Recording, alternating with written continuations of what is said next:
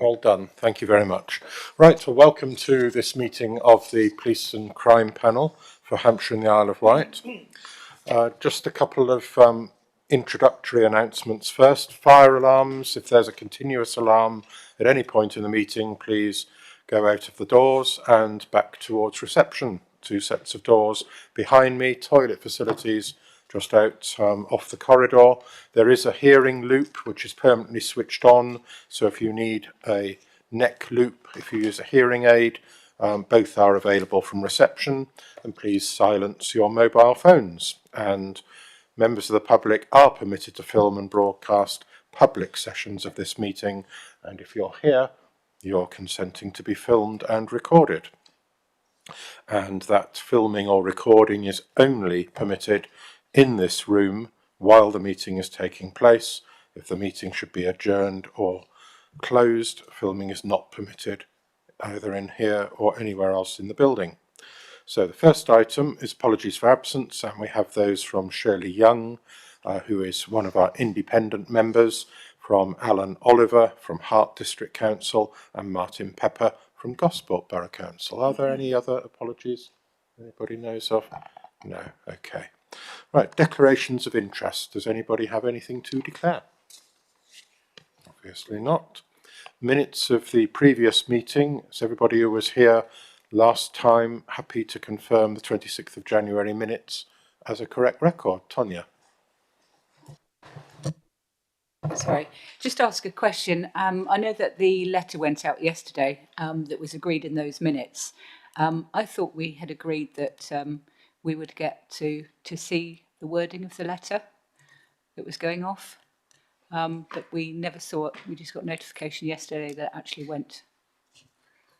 Okay, thank you. I do remember saying I would send it to all panel members, which I did, and we did agree that it would go both to the Secretary of State for the Home Department and the Shadow Secretary of State, but I didn't remember anything about pre-circulation, so apologies for that. But anyway, it's gone, and I hope members are, certainly members I've heard from, were very happy with it. Right, so are the minutes agreed as a correct record? Yeah, okay, thank you very much. Right, item 4 is questions and deputations. There aren't any. Item 5 is chairman's announcements. I've got just a few of those. One of those was that I was asked to write to the Secretary of State and Shadow Secretary of State highlighting the panel's concerns about government funding, which I have done and shared. If there's any response, I will obviously share that with panel members. Legal support to the panel.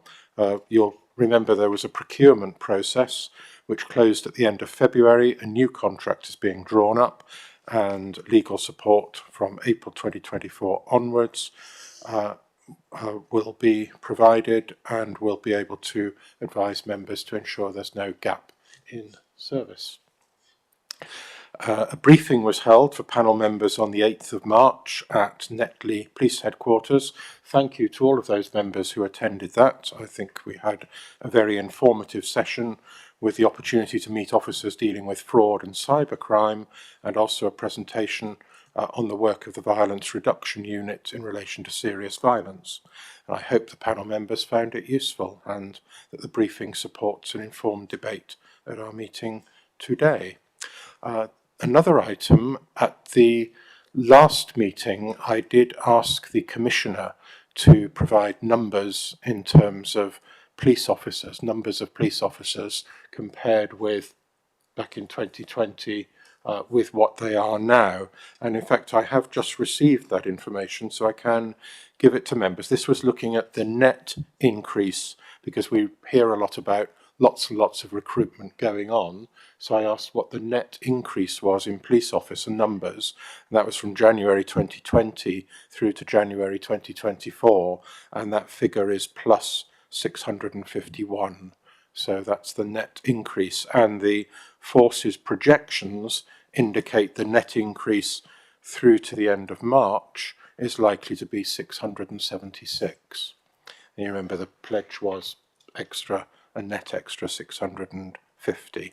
And the force is also projecting to achieve the Home Office headcount target, and that's headcount as opposed to full-time equivalents, a net a headcount target of 3,420 officers for Hampshire and the Isle of Wight at the 31st of March 2024, and that is anticipated as being achieved as well.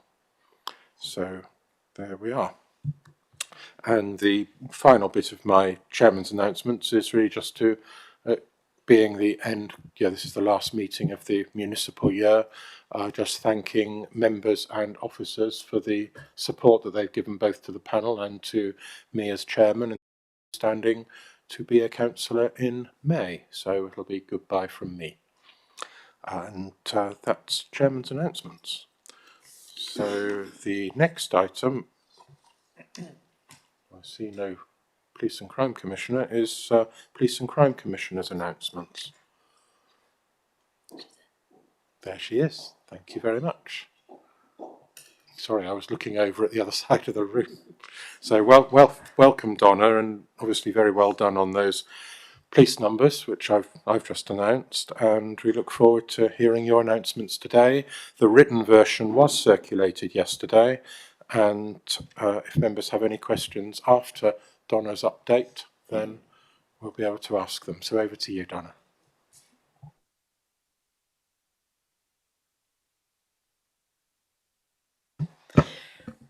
Chairman, thank you very much indeed to you and the panel.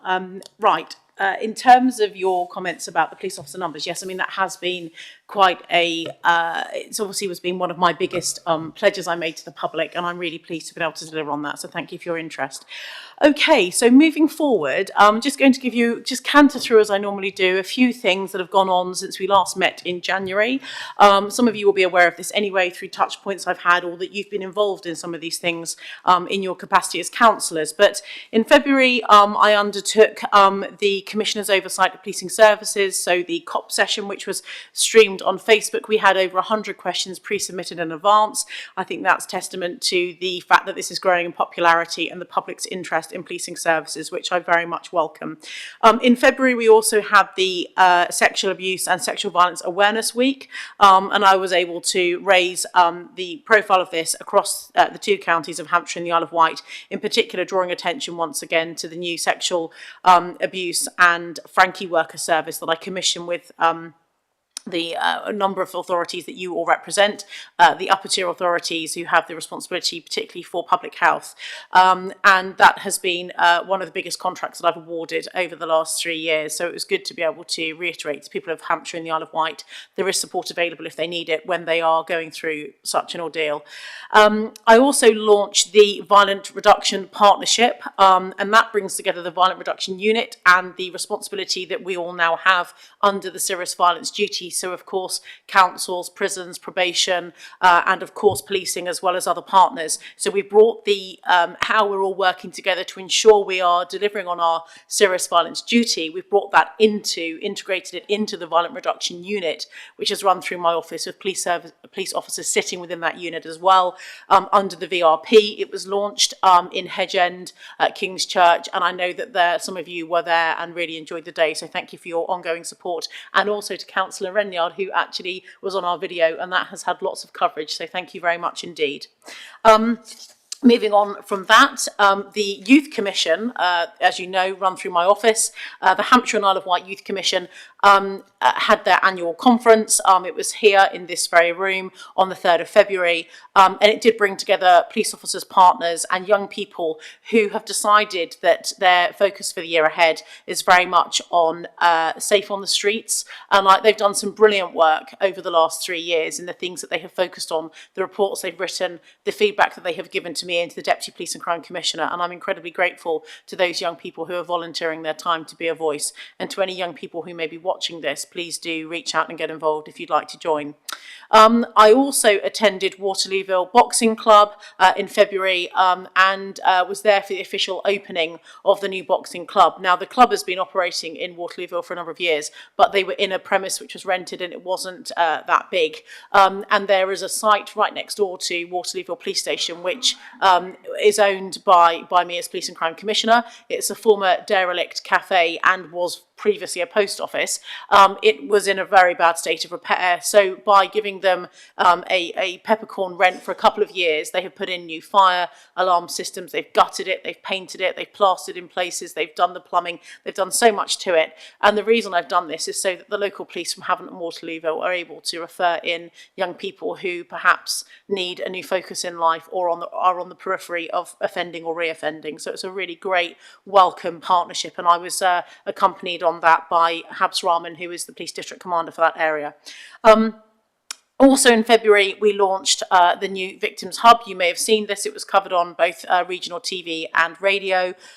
This is really me bringing together my largest contract, nearly £1 million a year, in delivering victims support under the Victim Care Service, which are a charity, rather than having them, in their office in Eastleigh and in other locations around the counties of Hampshire and the Isle of Wight. We are now co-locating them into our 4 big police hubs, which is Newport, Southampton, Basingstoke and Portsmouth. So we've now got the people who are supporting victims sitting on the same floor and right alongside detectives, so that they can be talking to the officer in the case.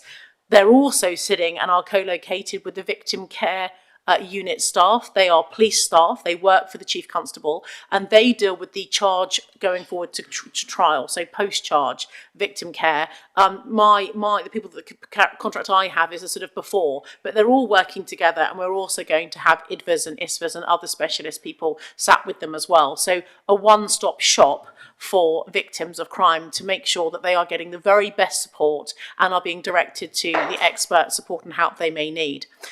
In addition to this, whilst this wasn't in February, it's gone live this week on Monday. I'm just going to mention very quickly the Constabulary's Victims Portal, which is something that the PCC for Thames Valley and I have jointly funded. It's been rolled out simultaneously.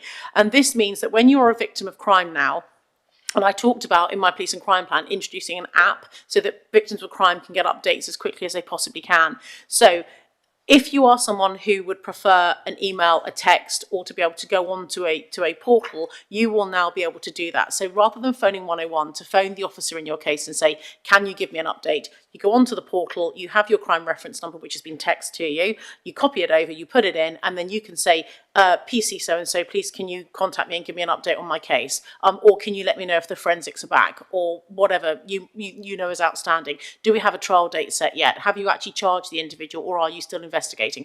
Anything like that, because we get over 40,000 calls a year that go in on the 101 service for chasing up. So almost really a form of sort of service failure demand, really. So we've put it into a much more specialised package, and the aforementioned Victims Hub will be supporting that work too. And I'm happy to answer questions if you want more detail on that.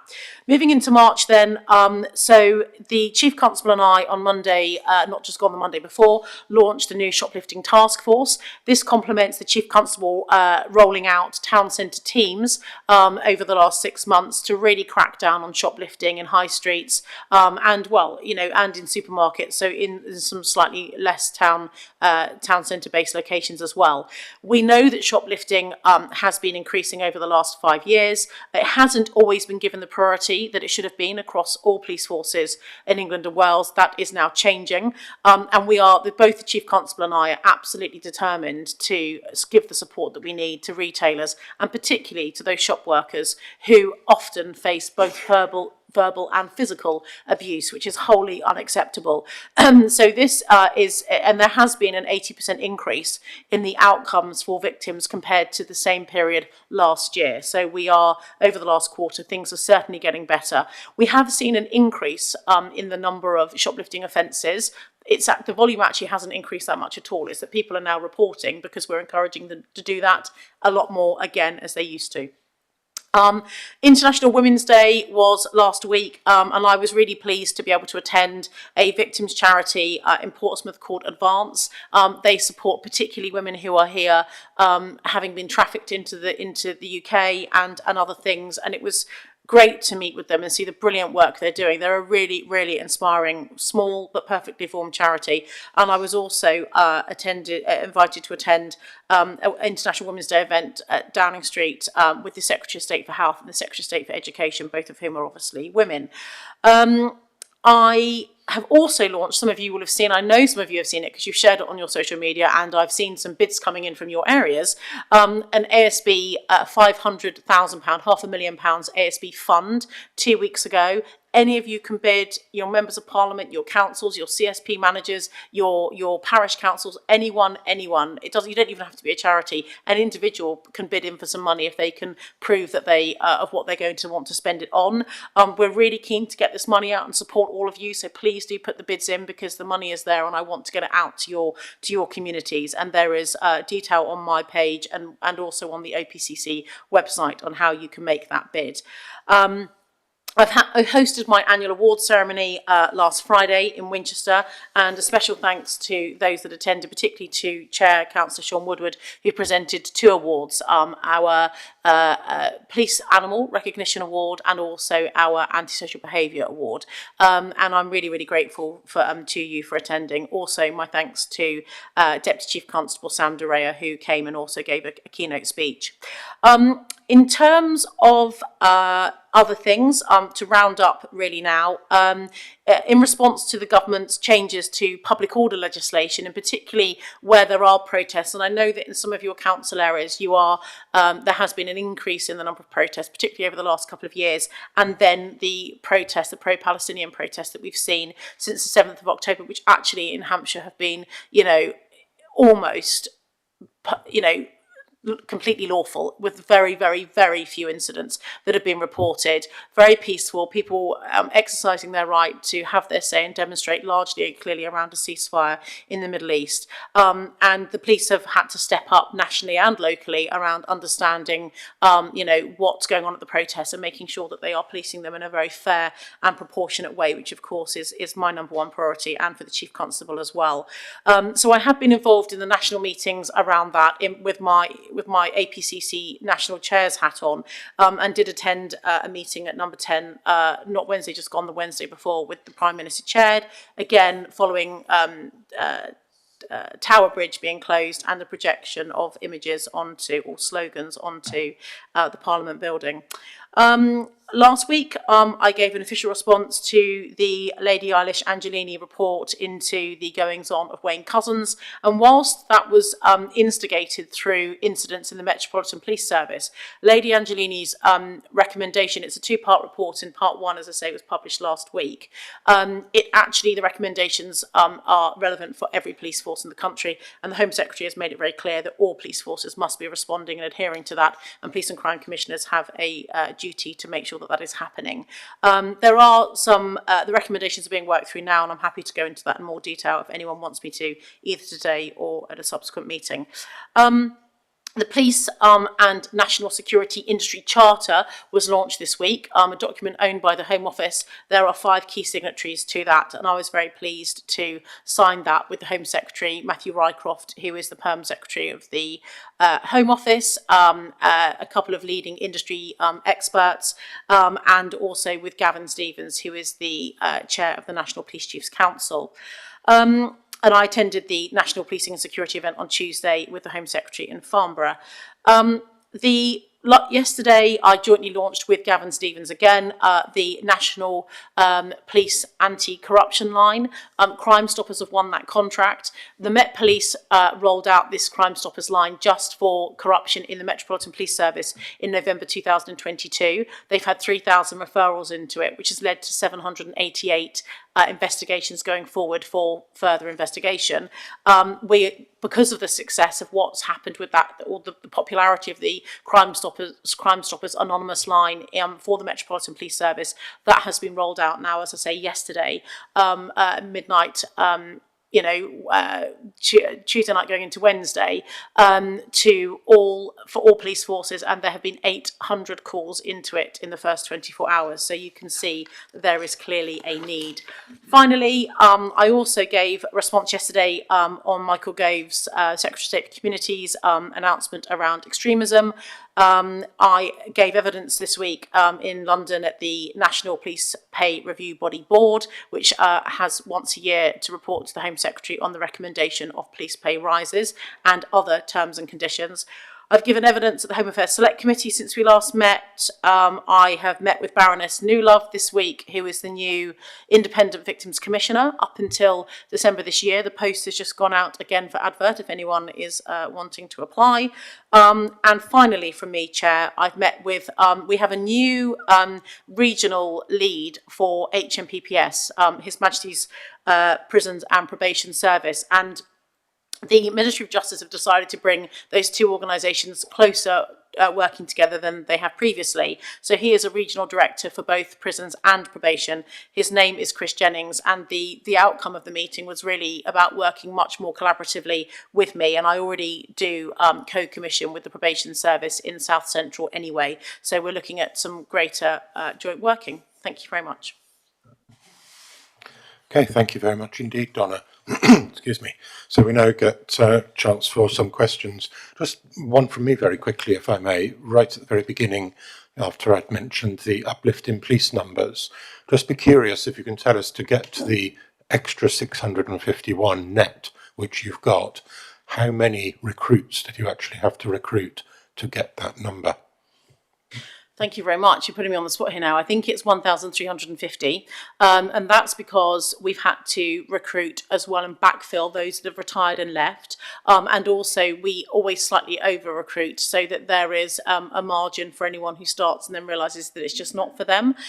So when I set the target of 650, the force actually, I think, recruited 663. I think it was 13 over, but because they know that there'll be other people that will be leaving and retiring, so they, in terms of their budget to pay for staff, they know that they will be able to mitigate that, but they just wanted to make sure they could hit the 650, which we did.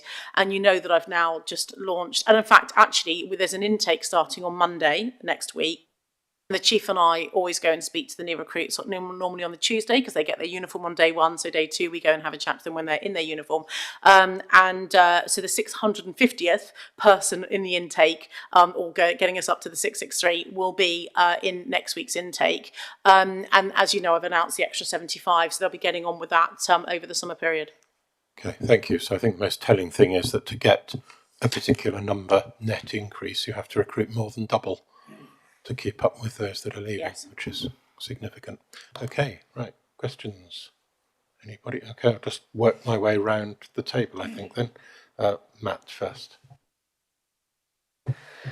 Thank you, Chair, and thank you, Commissioner. Thank you, Donna.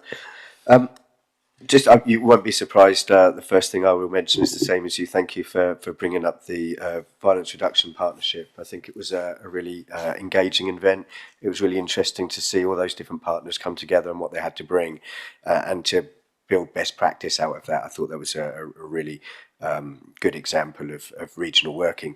I did wonder how that's going to continue to hold on. I know we've all signed up to the commitment with Hampshire pulling out some of their funding in that space, and how you see that continuing forward, and what the future of that now looks like.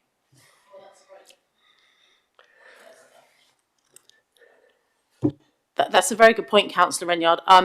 As you know, the Violent Reduction Unit funding was for 3 years up until the 31st of March 2025. And the Home Office have always made clear that they need to become self-sustaining, self-funding basically through police, through OPCC from that point forward. And also for councils, effectively, who obviously we have a violent reduction manager that covers, the geographical locations across the force area. Good news, well, I say good news, devil's always in the detail, that in the spring budget last week, there was reference to money for violent reduction units continuing, we think to the tune of £75 million, and crudely my maths would tell me with the number of forces that we have, that means that we would get a slight increase on our money. We currently get 2.1 million, which is made up of 660,000 GRIP funding for police officer hours to patrol hotspot areas, and then the remainder of the money comes to me to pay for things like A&E navigators and the work I'm doing in schools around knife violence, appropriate relationships, drug-related harm, etc., and to pay for the staff that are running the VRU. So I'm hopeful that when the detail comes through, works its way through, that there may well be some funding that will continue. If there's not, one of the things I need to be doing with Richard Croucher, the CFO, is working through what the new shape of a VRU would look like from March onwards. I haven't started that work yet because we have the Police and Crime Commissioner elections on May the 2nd, but that is certainly something that would be on the top of my work to-do list from May the 3rd onwards if I'm returned as the Police and Crime Commissioner. Okay, thank you very much. If you do it quickly, because there's a lot of members. A couple of other points I wanted to pull out from some of your updates this morning. The shopping centre task force, I think that's a good initiative. We've seen that work well within the centre of Southampton currently. It is pushing some of that further afield, so there's some challenges there as well. I'm particularly interested in your comments about shop worker support. We know that that's becoming an increasing issue. We're hearing from Usdaw, particularly as a union, that a lot of shop workers are feeling the brunt of that, and in some cases, their managers aren't always directly reporting that to the police. So it's good to see that we've got that new focus. So I wanted to pick up on that. What was the sorry, and I've lost my third question, so I'll leave it at that. Thank you. Just to get your thoughts on that. Yes, it's terrible what's gone on. This is why police officers attending when reports happen is key, because they can then connect with the victim and make sure they're getting the support and direction through the victim support charity, through the Victims Hub, because actually it can be incredibly frightening, as we know, for people that work in shops. Really keen to take that offline with you if need be about the push out, and I'm sure you're speaking to Superintendent Phil Lamb about that anyway, but anything I can do to help, just let me know. Thank you. Simon. Thank you very much, Chair. Donna, you and I have already spoken about this very briefly. I think that there's something that we should all understand, isn't there, about the focus on shoplifting that sometimes feels very counterintuitive for the members of the public out there, where I would believe that actually an increase in reporting is a good thing right now. As retail organisations and workers get more confidence that these reports will be followed up, and certainly in Basingstoke we've seen arrests and charges increase. Therefore, we should also expect reports to increase while people rebuild their confidence in the police force. And I just want to make sure we're really clear about that, because people can be concerned about increased reporting mean crimes are going up. I fundamentally believe it just means crimes are being reported. I couldn't agree with you more, and I know that both you and I went and visited, was it a Tesco Express? Yeah, a Tesco Express in your patch, and hearing from the staff there and the area manager about the fear that his staff had, and making sure that we're supporting them and taking that forward is absolutely key. And I know the police in your area have gripped that and are dealing with it. But you're absolutely right. I think, and I understand why from shops and retailers, the individual shop workers, why they haven't reported over the last couple of years, because there's been reporter apathy, because they've thought, well, what's the point, because things weren't happening at the speed that they would like them to. And that's why this has been such a priority. I gave the chief a really big task load of things I wanted him to do last year. I have to say he has done every single one and some, and this was always on our long to-do list, but he had to get some other fundamentals in place first so that he can now start to focus on this, things like the local bobbies and all these things. So you've got the touch points to really drill down on that shoplifting, and that's not to make shoplifting sound like it's any less a crime, because it's really horrible. It just generally, it's the broken window effect in communities, isn't it? But we really are, this is a priority, and you're right, the more success there is of the more shoplifting reports from the retailers will go up, until it does start to come down, because we genuinely then have a drop in this crime type. Thank you. Thank you very much. Vice Chairman. Hi, John, and thanks for your report. I mean, I know I'm busy, but you're super busy, I know. I would just like you to explain, or maybe give us an overall of how you feel what you've achieved over the last 4 years, and what you're really proud of. Thank you. I suppose, what am I most proud of? It's been 3 years, sadly. I mean, I wish I'd had that 4th year, but COVID did it away from me. But actually, it's flown by. It feels like it was, last week I was stood in Southampton City Council being declared the PCC. What I suppose I feel most proud of, I'm really proud of the team at the Office of Police and Crime Commissioner. Often it's about, everyone talks about me and, what I'm doing and everything else. But actually, I do this much, the team are doing this much, and I couldn't do anything without them, because behind every successful key person, there is a team, an army of people working. And some of them are sat in this room today, but they are utterly brilliant, completely dedicated, and they are just so on it. So I'm really, really feel very proud of the OPCC team. Secondly, I guess I'm quite proud of the fact that regardless of who wins the election on May the 2nd as Police and Crime Commissioner, I think more of the public now know that there is a Police and Crime Commissioner and what the Police and Crime Commissioner does. And I think that's really important for democracy. It's really important for taxpayers when they're paying their taxes. They know what they're getting for it, and they know that they have a right to say, don't think that's good enough, you need to do better, or whatever. So that's been a success. And then beyond that, I suppose, just take 22 to 23, the fact that there were 6,700 less crimes last year. So crime is actually coming down.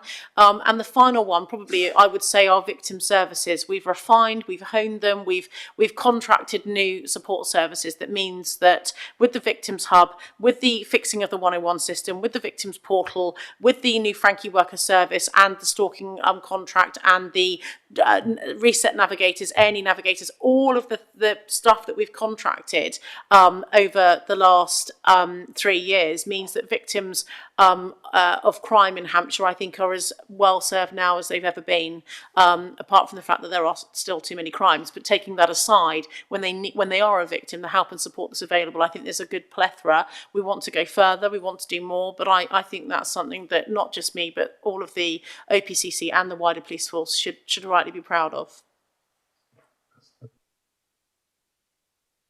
I've got supplementary. So do you feel that our residents feel that they've got more faith in the police? I think it's twofold, really. I think here in Hampshire and the Isle of Wight, if you could take out all of the outside interferences, shoplifting, I definitely think, has dented people's confidence in feeling less safe in their community, and that's not something that we should be proud of over the last few years. I think generally, when people are victims of some really horrible crimes, they are so grateful. I do get lots of people saying, thank you so much, the police have been utterly brilliant. I had that yesterday from somebody saying, I can't tell you what my daughter's been through, and the police have just been outstanding, almost emotional saying it to me. And that was at an IAG meeting I was at. But unfortunately, things that happen in other police forces, particularly in London, have a knock-on effect on trust and confidence in policing across the whole country. And it has been a devastating couple of years for policing in terms of what's happened when you've got some of the most heinous sexual predators in the country who are serving police officers. It's almost a horror film. I mean, so look, I think that Hampshire, in terms of all the forces, and I sit on the national board of the, like your equivalent of Ofsted, where when forces are, it's called in special measures effectively. And I think we are doing a good job here in Hampshire and the Isle of Wight. I'm not saying comparison because you shouldn't compare it with other forces, but we are. But I do think things that have happened nationally have made it difficult. I hope moving forward throughout 2024 and 2025, those things will improve, and that we just need to keep working hard, doing what we can here in Hampshire and the Isle of Wight, and demonstrating to the public that they have got a force they can have confidence in. Thank you very much. Okay, thank you for that. So you forgot the new police stations as well. Right, Leslie. Thank you, Chair. It's quite interesting coming here today, the Police and Crime panel, to hear Donna's dulcet tones on the radio. Yeah. How concerned are you about the presence of synthetic opioids on the streets of Hampshire and the Isle of Wight?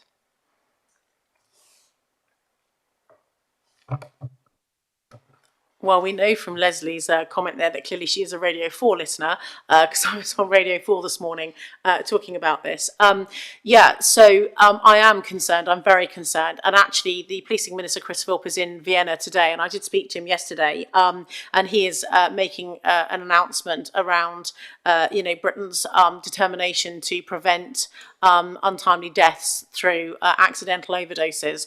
And just in 30 seconds, I'm conscious of time, Chair, for those that didn't hear Radio 4 this morning, this is, I think I've mentioned this to you before, but this is about the drying up of the normal heroin supply into Britain coming from Afghanistan that has significantly slowed over the last 12 months. It has hit America quicker and harder than it has hit us. But the criminal gangs around the world, namely China, have spotted the opportunity in the market and are creating synthetic opioids, which are up to 100 times stronger. They're called nitrazines, and they are almost 100 times stronger than the normal plant-based heroin. And when heroin addicts are very good at understanding their bodies and knowing, how they can manage the self-medication that they take. And heroin addicts will take a hit normally breakfast, lunch and dinner, morning, mid-afternoon and into early evening, and then they will take a sleeping tablet to sleep throughout the night.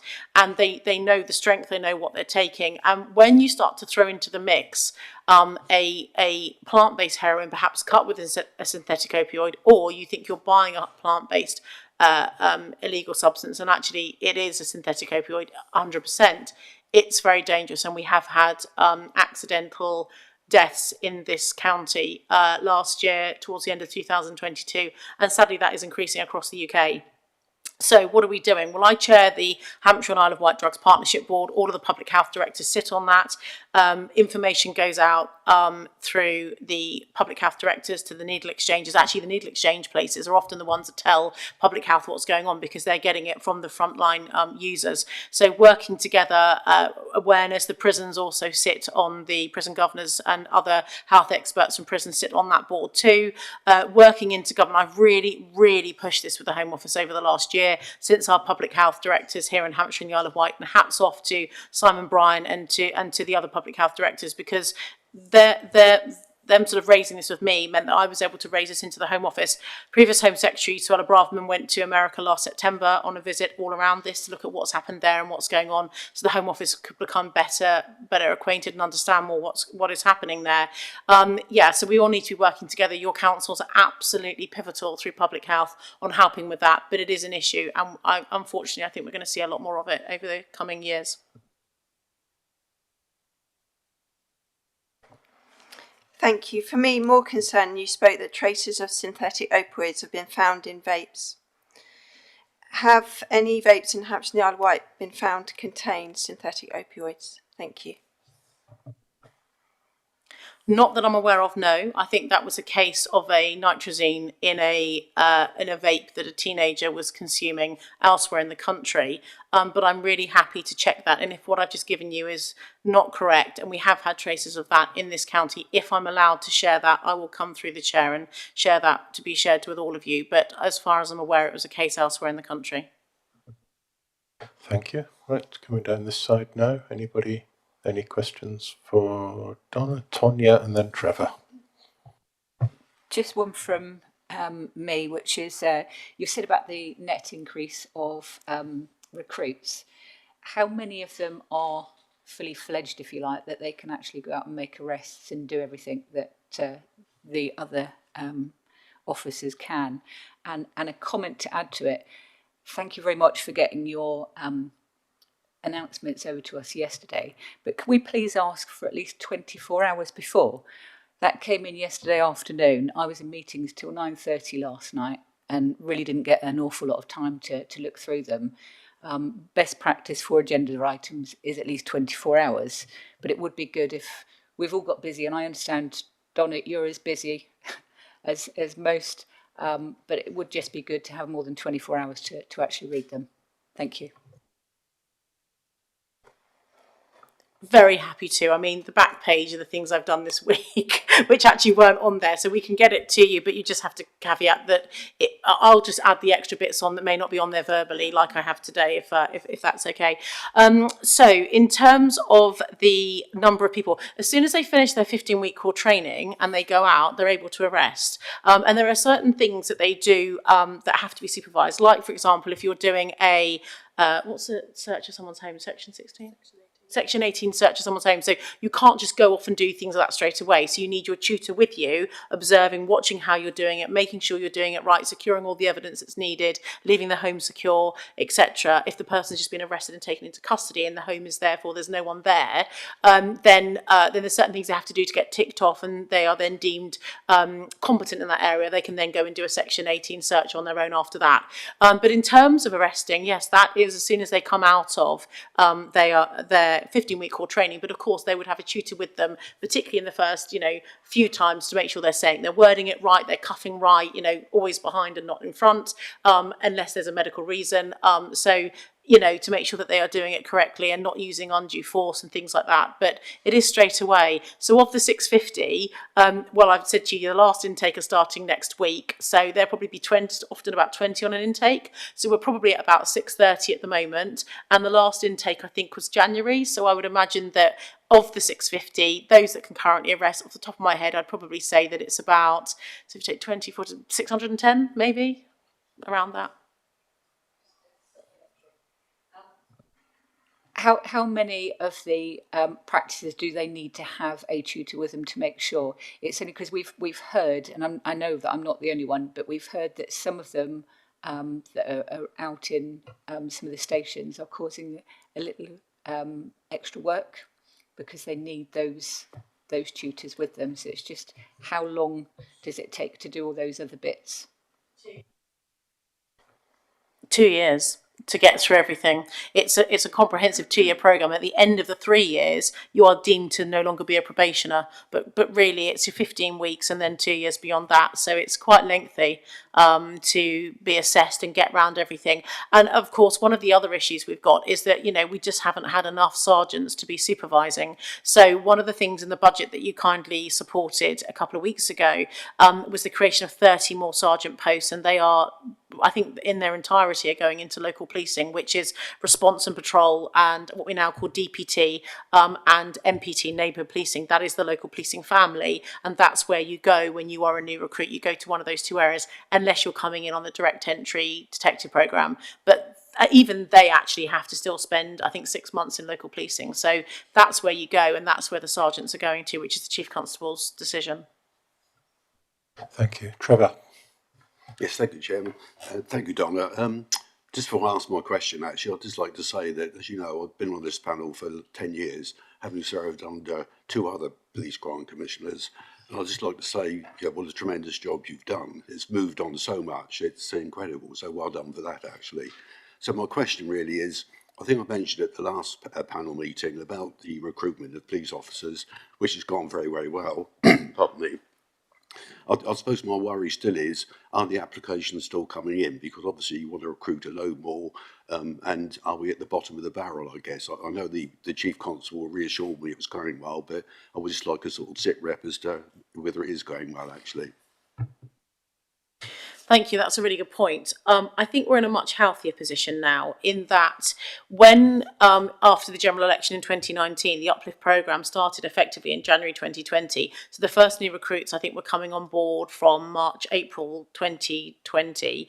And, having to recruit, it was 498, and then a year later I made that 650. But having to recruit 650 in a 3-year period up to 31st of March 2023 meant that there were the intake. Some of the intakes were nearly 50 people. They were really big, and it was volume recruitment at pace, and it was sustained for that 3-year period.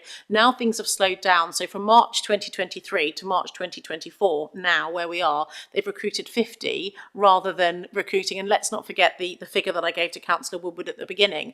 I'm talking about the net increase. Actually, they've recruited 1,350 over the last 3 years to backfill for the leavers and the retirers. So when you factor that in, you can see how many they've been recruiting each year.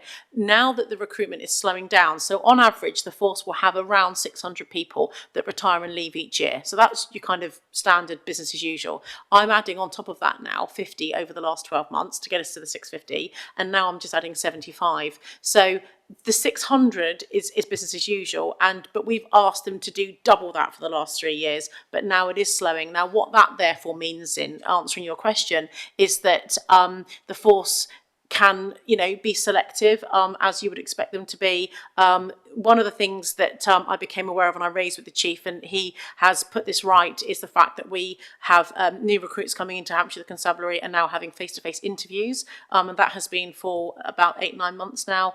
During COVID, it was online. You can pick up so much about an individual when you meet them in person. And, police officers, it's a really demanding job, as you all know.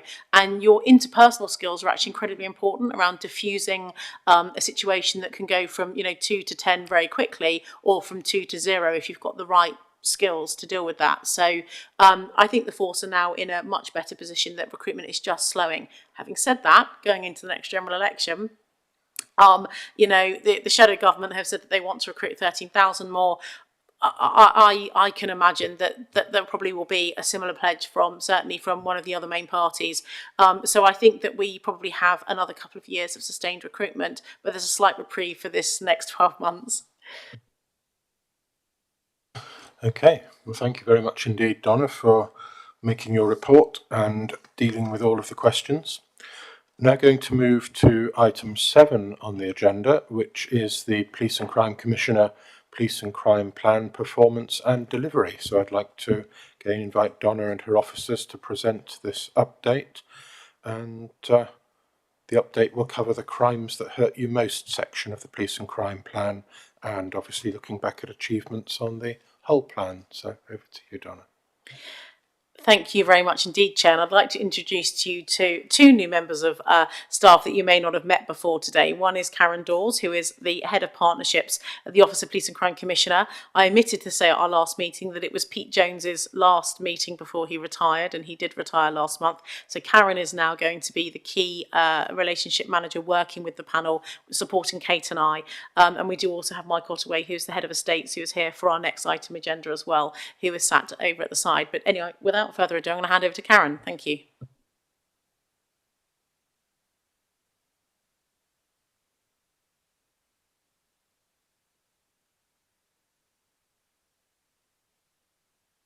Can we ask for a mic? Can we just check whether the microphone is on or whether you need to press a button?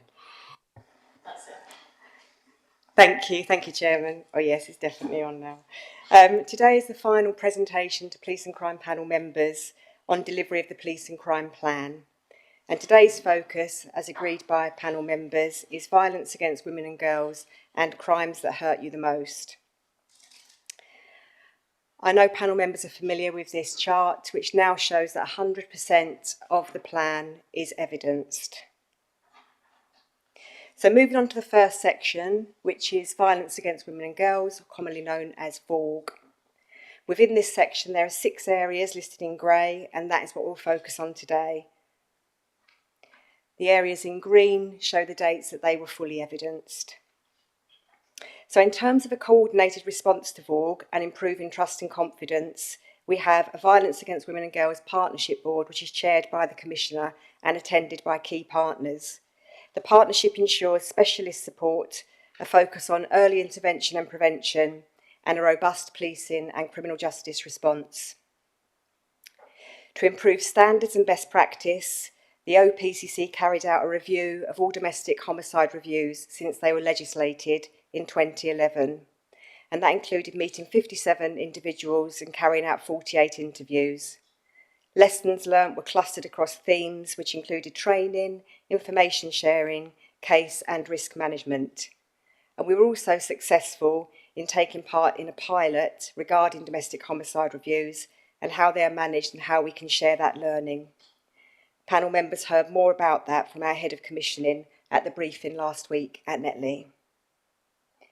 Project Foundation seeks to reduce harm caused by violence against women and girls, and it focuses on repeat and serial domestic abuse perpetrators, and it supports behavioural change. We're now able to identify a rolling monthly cohort of perpetrators for management by the district priority crime teams, and that includes producing risk management plans. The Hampton Trust and Stop Domestic Abuse engage perpetrators and encourage them to access specialist services and the domestic abuse perpetrator programmes, whilst the police can focus on disruption and enforcement. We know that a huge amount of harm is caused by VAWG offences. You heard the Commissioner speak about the exciting launch of the Victim Care Hub, now embedded in police stations at Newport, Portsmouth, Southampton and Basingstoke, and bringing police and victim support services together for the first time under one roof. Bespoke support is available for victims of domestic abuse, sexual crime, like across Hampshire and the Isle of Wight. This included surveys and focus groups, and a number of themes were identified, which are shown in green with the sub-themes in blue. We're now moving on to crimes that hurt you the most, and in particular, murder and serious violence. And again, panel members heard from the VRU director at Netley last week. So this category is broken down into 5 areas. We'll go through those now. So much is being done. We'll go through those now. So much is being done to tackle serious violence. Op Sentinel focuses on serious violence hotspots and aims to reduce violence in those areas through regular focused patrols and problem solving with partner agencies. As a member of the Integrated Care Partnership, the Commissioner is able to challenge health services to support those most in need. And through the Violent Reduction Unit, partners share data and seek to understand links between health outcomes and serious violence. The Commissioner has funded a 12-month mental health deployment coordinator to support police and the ambulance service in their control rooms, ensuring mental health calls are dealt with by the appropriate organisation. They can maximise the use of the mental health rapid response vehicles and book secure ambulances, with a view to the police being able to promptly withdraw if a secure ambulance is needed. To develop a greater understanding of the root causes of serious violence and make better use of diversionary services, the Violent Reduction Unit have produced a strategic needs assessment, and it uses an ecological framework to consider violence as the outcome of 4 levels which are entwined: an individual, a relationship, a community and a society level. Linking back a bit with VORG for this one, and in particular a training review, there has been much activity in this area. Actions arising from the review include new training for police staff investigators regarding rape and serious sexual offences, adopting the College of Policing VORG digital model, and an online learning module for the Victim Code, which will integrate key messages into training as business as usual, including a victim needs assessment for every investigation, which follows the victim throughout their journey to court. In terms of working with offenders with lived experience to help young people make better choices, probation have established a willing cohort of 130 offenders. In addition to this, the VRU commissioned the Choices programme for children in years 6 and 7 about violence and exploitation, and prisoners from Winchester Prison shared their lived experience to help produce the script used for this programme. The Commissioner gave certificates to all those who participated. Panel members also asked for the Home Office and Regional Organised Crime Unit. The Hampshire and Isle of Wight Constabulary Strategic Assessment identifies top priorities with owners and associated action plans, and priorities are reviewed monthly. The Commissioner also received quarterly in-person briefings from the National Crime Agency on drug trafficking and organised immigration crime. The head of the Regional Organised Crime Unit also provides quarterly briefings to the Commissioner and the Chief Constable on risk and threat, which instills confidence in the Joint Operations Unit. In challenging the Chief Constable to inform local communities about serious issues so they know what's happening, what to look for and how to help, a number of examples of constabulary media releases regarding organised crime have been included here, including 10 men jailed for drug dealing, 13 arrests in Andover, where drugs were seized as part of a county lines operation, and taking part in County Lines Intensification Week, where 18 lines were disrupted. Still under crimes that hurt you the most, domestic abuse, rape and serious sexual offences included 3 areas within the Police and Crime Plan, which we'll go through now. So the Commissioner has chaired the Local Criminal Justice Board since 2021, bringing partners together to deliver a fair and efficient criminal justice service, and this includes a focus on victims and offenders. Pre-recorded cross-examination evidence is a standard consideration in all rape and serious sexual offence cases, with training for all officers. In terms of officers and staff receiving training, Yellow Door delivered a trauma-informed training programme to approximately 100 Hampshire and Isle of Wight Constabulary delegates. The Home Office set a target of 55 delegates completing rape and serious sexual offences investigators programme, and actually 134 constabulary delegates are shown to have completed that programme.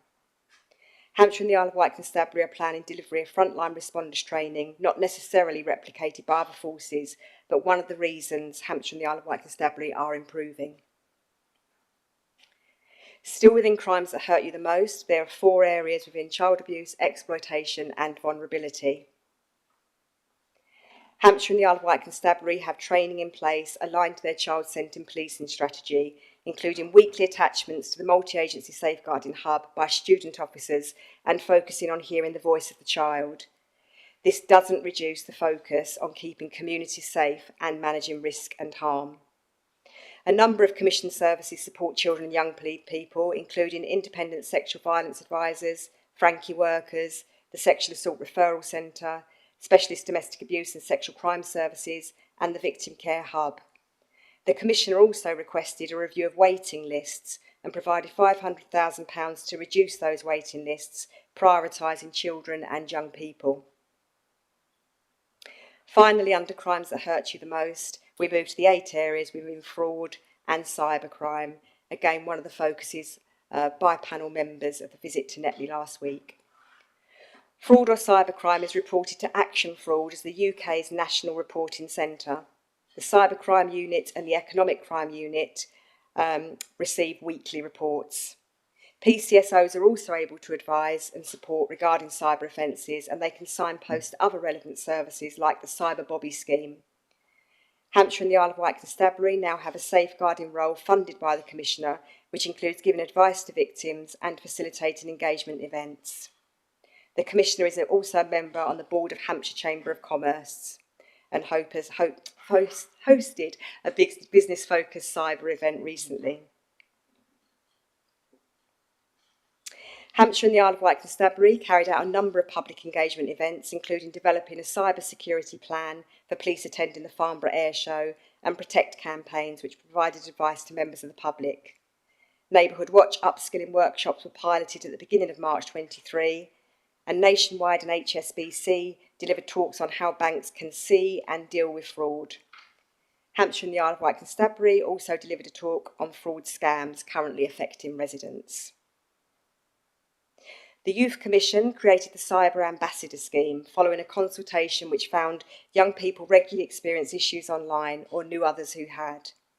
The Cyber Ambassador Scheme has delivered to 116 primary schools, 54 secondary schools and 2 special educational needs schools across Hampshire and the Isle of Wight.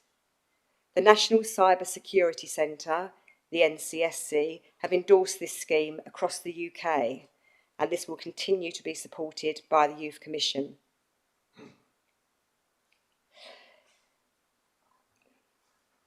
My presentation today concludes a series of presentations and supplementary visits presented to Police and Crime Panel members throughout this term of the Commissioner. And through this process, Police and Crime Panel members have collectively reviewed delivery of the whole Police and Crime Plan, which is now 100% evidenced. And Chairman, that concludes my presentation. Thank you. Okay, thank you very much indeed, Karen. You want to come and join your Commissioner at the table? I want to assist with questions. Okay, any questions from members? I'll start over this side this time and see if there's, please signify. Luigi. Can I suggest that we take them by crime group or section? Okay, because otherwise, from my perspective, some of my comments and some of my questions will be all over the place. And it'd be very useful if we actually put the charts up again to remind ourselves what we're going to be talking about, and might make reference the questions a lot easier. Okay, I'm sure Karen can pop that up, but if you'd like to get started, Luigi, please.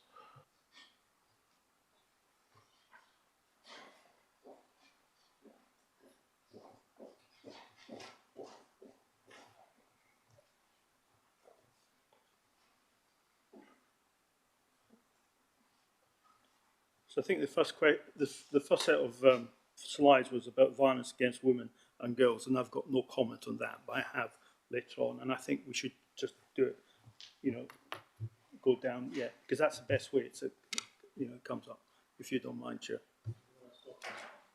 Excuse me. Has anyone else got any questions they'd like to ask on violence against women and girls before we move on?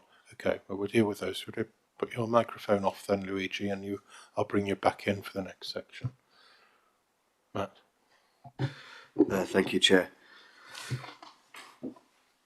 Okay, I've got a few questions on this base. It's an area that we're keenly focused on within Southampton, and I know that there's a national focus now on tackling violence against women and girls.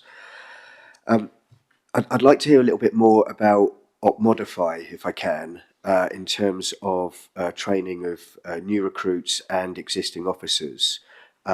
Some reassurance around that is going out to existing officers as well. I'm still hearing of some poor practice on the front line that may well be due to the levels of experience or of new recruits within the force currently. And I'd like to understand a pathway for how that's going to improve moving forward. I think that's a really important area that we'd like to see, particularly in terms of victim support and victim awareness. I recognise the victim hubs are there and operational and doing their bit, but it's that initial first contact, I think, where I'm still seeing some challenges. So I'd just like to get an update on some of that. Thank you very much indeed. The Chief Constable and I have had a conversation about this time last year when he first started, actually, about violence against women and girls. Some forces are organising themselves in a slightly different way. We have a dedicated team our Amberstone team, who are specially trained detectives and family liaison officers who are working to the National Obstetricia programme in terms of best practice of how to investigate rapes and serious sexual assault, RASO type offences. In terms of violence against women and girls itself, the Chief Constable has a very clear view that he thinks it is business as usual, that every police officer, particularly in the front line, those going into people's homes, should be fully trained, and that the local district commander and the local policing commanders must own this risk, understand it, and that everyone needs to be trained. What I'd like to suggest, Councillor Renyard, if that's okay, is that in terms of some of the more specific detail around Modify, how it's rolled out, at what point an officer gets trained, is it within their core 15-week training, is it when they're out in the field with their tutor, how do they get tested on if they're up to standard or not, how often do they have a refresher on legislation around violence against women and girls, that actually you put that onto maybe one of your subgroups, and that we get the lead officer for the force on Modify to come and brief the panel. I think that will probably give you a much better overview of Modify than I could ever give justice to today. Right. That'd be really useful. Thank you. I'd appreciate that, and hopefully that's a recommendation the panel can take forward. There's also another aspect to this, and this is something that's come to my attention again locally, with coercive controlling behaviour, which is, how to put this subtly, it's more difficult to evidence than some of the more physical violence. Often it's a pattern of behaviour over a sustained period or long period of time. There seems to be, from my perspective at least, a real lack or a real need for some kind of investigative level oversight in terms of investigating those individual coercive control cases. And I wonder if that's something that you would consider taking forward or working with the Chief Constable on achieving, down the road. Thank you. Thank you very much. Coercive and controlling behaviour used to be an aggravating factor of domestic abuse, as people will know, but because of its significance, and it was ended up becoming the sole feature of, let's say, some cases, and very sadly, quite often with older people, where you have older people who've been a victim of CCB for perhaps all of their married lives, and so through the Police Crime Sentencing Courts Bill 2021-22, it became an individual element itself, so not an aggravating factor of some form of domestic violence, domestic abuse, but actually that people could now be charged with coercive and controlling behaviour in their own right. And it is slightly more tricky, as you say. It's a bit like the Harassment Act, where you're trying to demonstrate a course of conduct. It's obviously very much the same with CCB. Can you just remind me of the actual question you asked at the end there? Sorry, because I can't quite remember. Yeah, just whether a task force sort of investigated level could be set up to start investigating some of those outstanding cases that might occur in that space, following the change in the law. Done, already part of that. And we do have officers who are experts, as I say, in domestic violence, domestic abuse. Every single district priority across Hampshire and the Isle of Wight, this is one of their top priorities and always has been.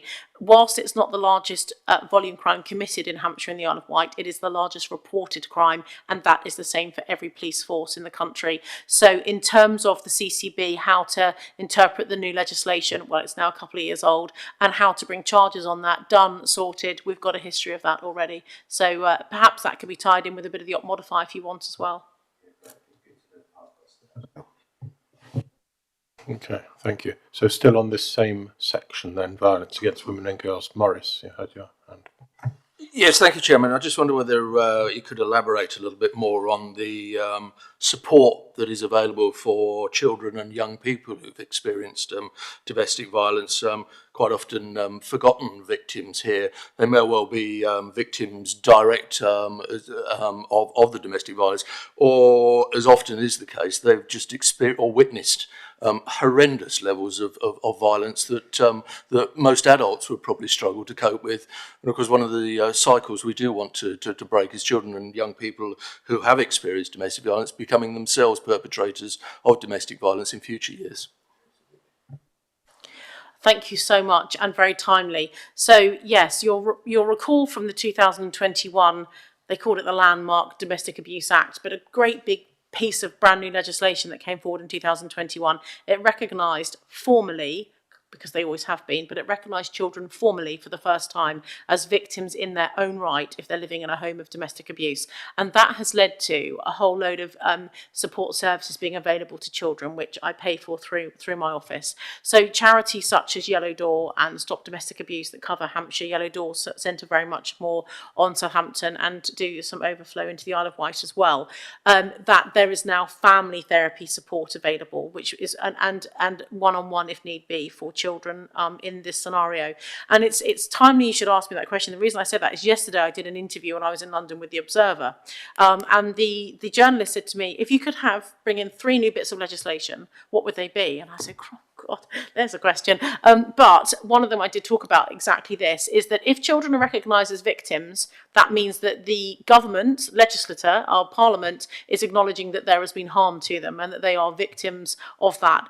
And therefore, should there not be a charge that goes along with that? Because if mum gets jaw broken, nose broken, whatever, there is a charge that's brought for the violence to the mother. But what about the violence, those little eyes and ears that are listening and, as you say, are going to grow up either with a greater propensity to commit domestic violence themselves or to pick partners, life partners, who may well, cause them and then their children great harm as well. And it's so cyclical. We've got to stop the cycle. So for me, I think if you acknowledge that there are victims in the home that are not necessarily directly the subject of the verbal, physical or controlling behaviour, they are still victims because they're living in that environment. And so for me, that was one of the pieces of legislation. So if you read the Observer, not this Sunday, but she said it'll be in next Sunday, it may well be in there. I'm not sure I'm going to be successful in my plight there, but anyway. Thank you. Gwen. Actually, that was covered in the last one. So my concern, which won't surprise you, Donna, was about children. And they are the sort of forgotten victims sometimes, I feel. And having worked in education, I've seen the fallout from that. So thank you very much. Thank you. Anyone else on this section? Simon. Thank you very much, Chair. I wanted just to speak to domestic homicide reviews, Donna. Graphs are really helpful, aren't they? But actually, sometimes we miss the key data in them. And the key data here is, thankfully, the numbers are really, really low. as far as victims since 2011, but inherently what that means is when I was a chair of a CSP covering 3 authorities for 4 years, we only had, fortunately, 2 domestic homicide reviews. And because of the low numbers and because of how diverse the cases are, that always troubled us as a CSP, because it's just that, did we have the skills? Did we know what we were doing? Where did we get the skills from? And the support and guidance from the Home Office is actually a bit woolly because of the diversity of cases that come across the whole country. But it always struck me a role for the PCC's office to sort of pull lots of that skill and experience together. And the slide talks about review. It feels like the slide's talking about the review of the cases, not a review of the review process and skills and how we improve that, because they are fortunately so low and so disparate as far as the cases. Excellent point, and very timely as well, because the government have clearly been doing a review of CSPs, as you know. So for those that aren't aware, with domestic homicide reviews, it is the authority, the local authority, that has to own the commissioning and the appointment of the expert to write and undertake your domestic homicide review for you. I pay for crudely 50% of the cost. The other 50% comes from the local authority. Some district councils, borough councils have very robust CSPs, and others haven't got one at all at the moment. And so they have to come together with emergency planning manager or someone who's doubling up in the CSP manager role to commission the DHR. So about 2 years ago, when Kit Malthouse was our policing minister, he decreed that he wanted police and crime commissioners to be chairing domestic homicide review boards for their police force areas, so that once the local authority, CSP, has commissioned the domestic homicide review, once the report is published, the PCC then has a duty to go through the learning points, keep a track of, as you can see, and to then make sure that if there's any correlation between them, and it may not be Basingstoke Council and then the next one from Basingstoke, it could be Eastleigh, it could be Southampton, it could be the New Forest. So wherever it may be, if there is a correlation of either health partners, something falling through the gap, or police falling through the gap, because your exact situation with somebody losing their life, in a very terrible situation in Basingstoke could be exactly the same as what happens in Southampton. Same issues, different individual people, but the same organisations, which are allowing things to fall through the net. And I have that, I guess, lateral view, as you say, to be able to pull that together. So I've been chairing, we've had a Hampshire and Isle of Wight wide domestic homicide review board for about a year, maybe a bit over 18 months, yeah, about a year.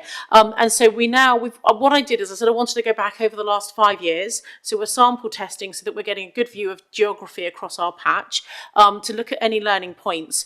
In addition to that, the Independent Domestic Abuse Commissioner, who is appointed by the Home Secretary, is a lady called Nicole Jacob. She's an expert in all things domestic violence, and has been for a number of years, and has helped shape legislation here and also in, I think, Canada, America, wherever she comes from.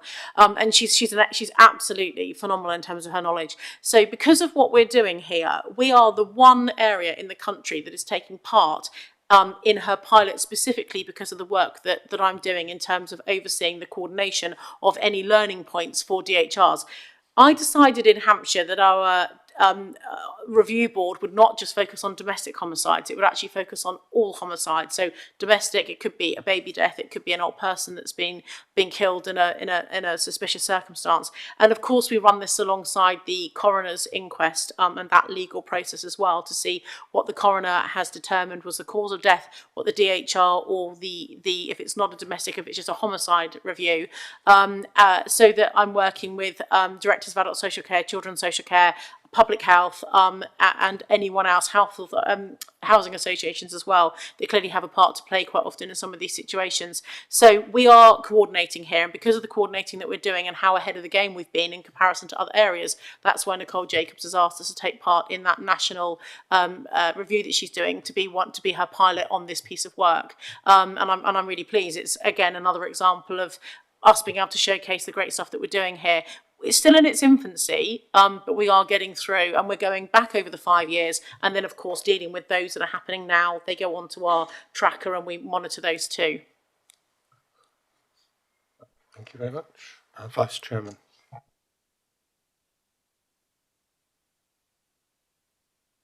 Yeah, me again. So you mentioned in your report earlier about the Youth Commission event that happened on the 3rd of February. which I happened to go along to. I think I was the only councillor there. And I was amazed at the presentation that was given. But there were 4 things that came out of that. And one of them that concerned the youth. One was the domestic violence that some of them have witnessed. I wasn't confident that they've actually have an idea who they should go to report these things, and how confident are you that they actually know how to do that? Well, through my office, you will have met Liz on the day, who is the Youth Commission manager in my office and also oversees our Cyber Ambassador programme too. I know for those individuals who are involved in the Youth Commission, those 20 or so young people, I know that many of them have over the last few years had reason to raise concerns about a friend, family situation, perhaps their own, with Liz or with Lynn, who was our previous Liz. So I know that they can go to her for support. What concerns me more, though, is that if these very engaged young people don't know, then probably there are many others that don't know too. I would probably feed that back to Liz if I can, and maybe get her to run a session with the young people and ask them if they think that they need more support, and if they know it, they can then pass it on to their colleges, their universities, their schools, their networks. So thank you for raising it. I wasn't aware of that particular concern, but I will definitely take that back. Thank you. Thank you very much. Anyone else on this section then? Just Tonya. Just a very quick one. My laptop has now died, so I hope I'm going to get this right. But on the partnership board, you say about 4 top-tier local authorities that sit on that. Can you tell us which ones they are and how the information is fed back to other local authorities, and whether they can actually feed into that partnership board as well? Thank you. Yes, sure. So it's Portsmouth, Southampton, Hampshire County Council and the Isle of Wight Council. So it's the councils that have the responsibility for adult social care and children's social care and for public health. How they disseminate that information down, I'm just going to refer to Kate and Karen, who probably know that better than I actually, because I think the public health directors then have their professional meetings with the district leads, but I will defer. I can't answer exactly what districts and councils are represented to feed back to the others, but there is representation, and through that process it is fed back to all district and boroughs across the county by the community safety representative.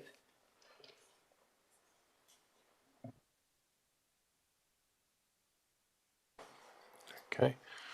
Thank you. Yeah, sorry, can I just have one final point? Okay. When I first set up the board, I did invite all of the district chief exec and all their professional lead officer to attend if they wanted to. I think maybe Narinda comes with on behalf of all the CSP, so I think information gets fed back through. Narinda Baines chairs on behalf of Fareham Borough Council. She is the she was, I'm not sure if she still is, but she was the Hampshire and Isle of Wight CSP lead for all of the other CSP. So information that she gets when she attends our board, she then disseminates back. That's at a CSP level, but in terms of public health level, I guess it'd be a question for the public health directors how they disseminate that information back to community safety leads within the councils. But as I say, I did invite them, and all of you are welcome to send someone if you want to those boards, because we would really love to get engagement from the chief executives if we can. And we pushed it again in a letter about 2 or 3 months ago, didn't we? Trying to actively. Sorry. Yeah, I would welcome that. I think it's COVID's been an excuse to get rid of a lot of things, and people have fallen off and lost jobs and whatever. It's just that I don't think we're getting as much information that should feed through. So it's just to make sure that we all get that, so that we can continue to monitor and be up to date with things. Thank you. Thank you. Okay, next section is the crimes that hurt you the most, specifically in this first case, murder and serious violence. Anyone with a question on that section? Yes, David.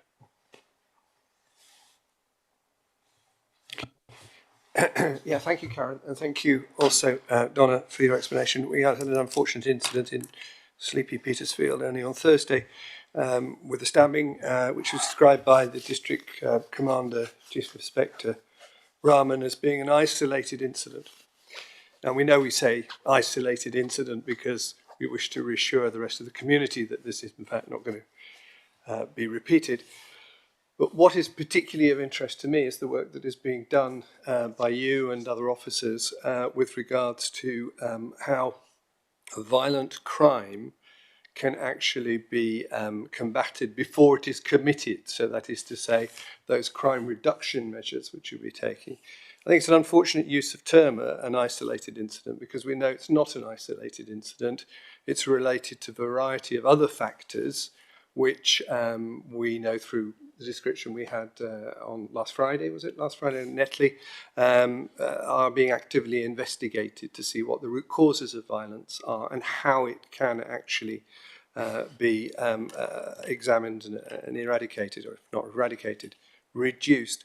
One of the things which impresses me about the Police and Crime Commissioner role is the emphasis which you have placed on crime rather than simply the police aspect of it. That is to say, reduction of crime and the societal and other causes of the crime which we would like to see reduced. So just really as an illustration of that, I'd like to hear a little bit more about how you feel from a public health perspective, violent crime can be reduced in Hampshire and Isle of Wight.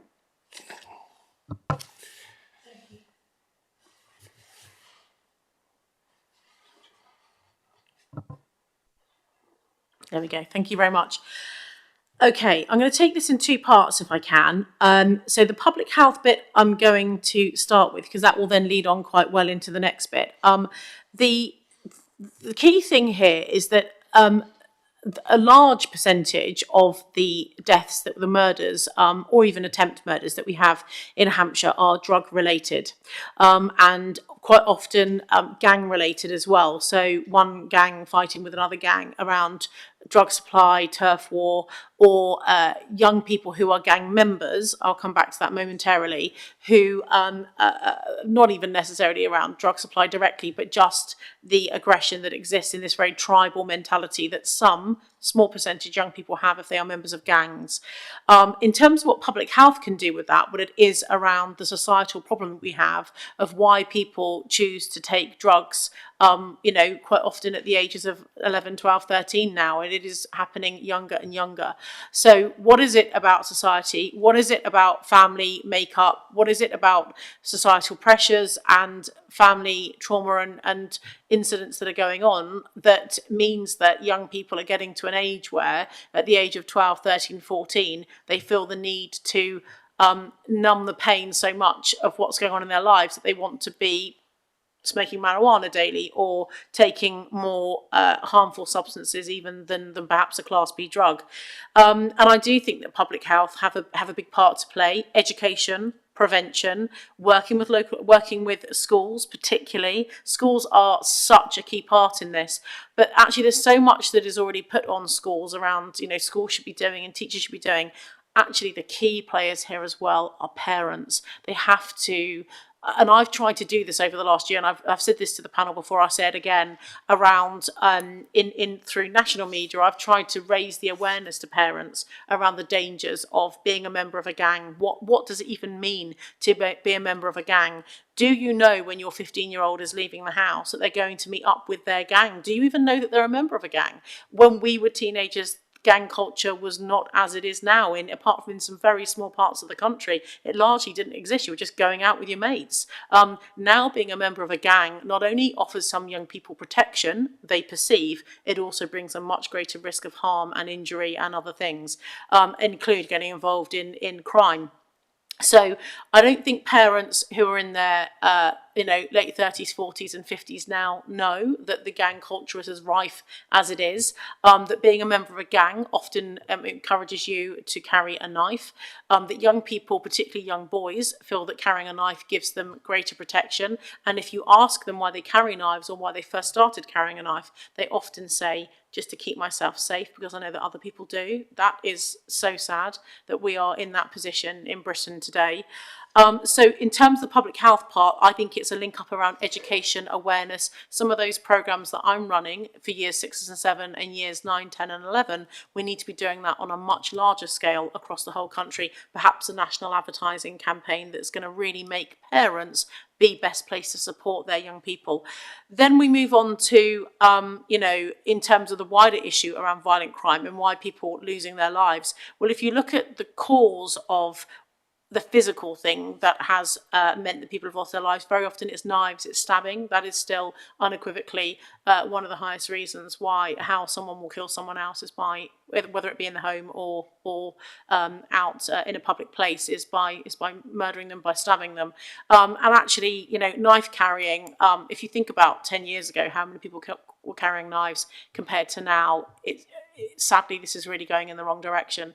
I can't sit here and give you the solution today, other than to say perhaps, clearly we need to be gripping these problems much from birth and infancy in families, family breakdown, and actually rather than having loads more police officers running around trying to catch people carrying knives and infiltrating gangs, that has to happen with the immediate, but the long-term solution is to grip the problems in infancy so that children are not growing up in broken homes with wanting to numb the pain by 13 by getting stoned every day, and then moving on to harder drugs, and then having to sell drugs and becoming criminalised because they need to feed and fund their own addiction. And that is effectively what's happening.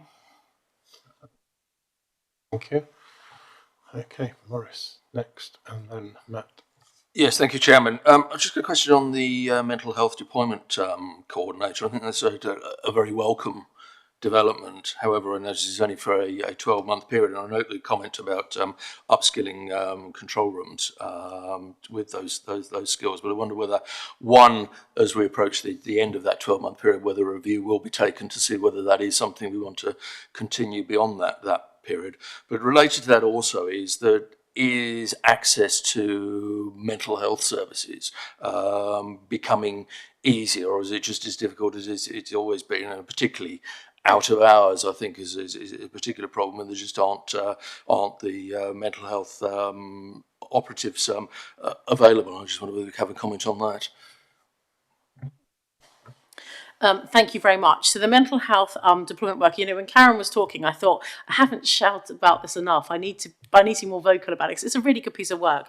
And I was actually in a meeting last week, a national meeting around right care, right person, which I'll come back to in a moment. And I thought I should have mentioned this, so I kicked myself when I heard Karen say it, because it is really good that we've got this. And the reason that we've got this mental health deployment worker in our contact management centre is because there is still so much pushback into policing to be responding and to be the first responders to these crisis calls when someone is on a bridge threatening to jump, or at a train station threatening to jump.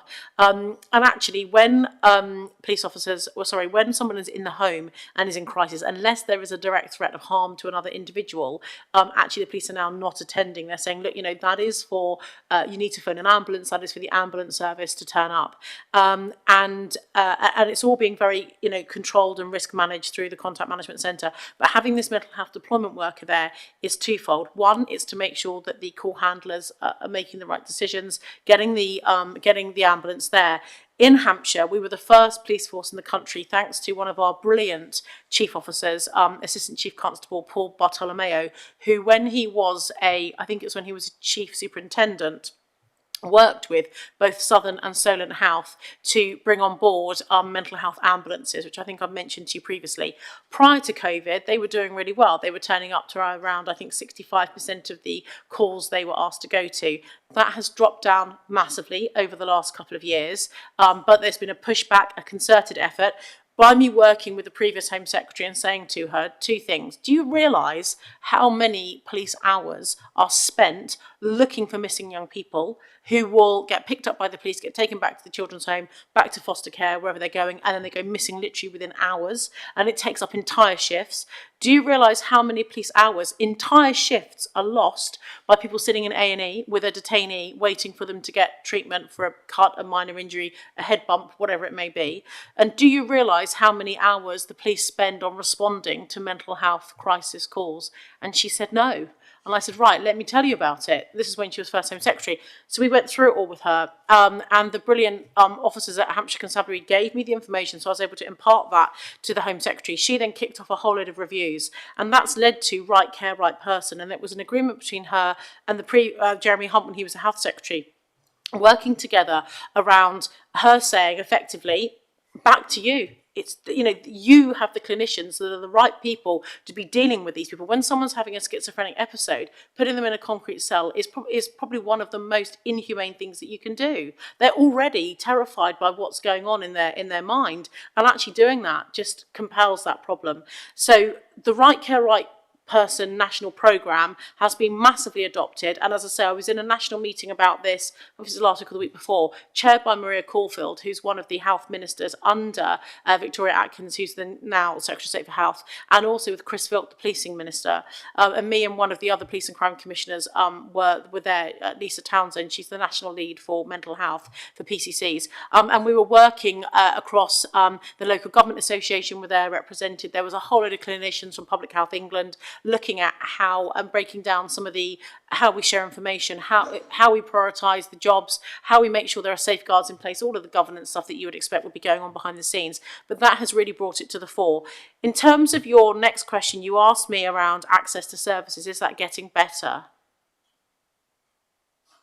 The will is getting better to recognise that this needs to be a priority area. But no, I can't sit here now and say that I feel like there is a plethora of new services available and money going into that area that is going to significantly reduce the burden on policing. No, change of behaviours, as in this is your job and not ours. And that sounds awful because we're talking about human beings here. But do I think that there is a whole lot of solutionising coming down the line in terms of, right, we're going to put a whole lot of money into here, and that means we're going to have loads more mental health experts in the field? No, I'm not seeing that at the moment. Thank you. Matt. Thank you, Chair.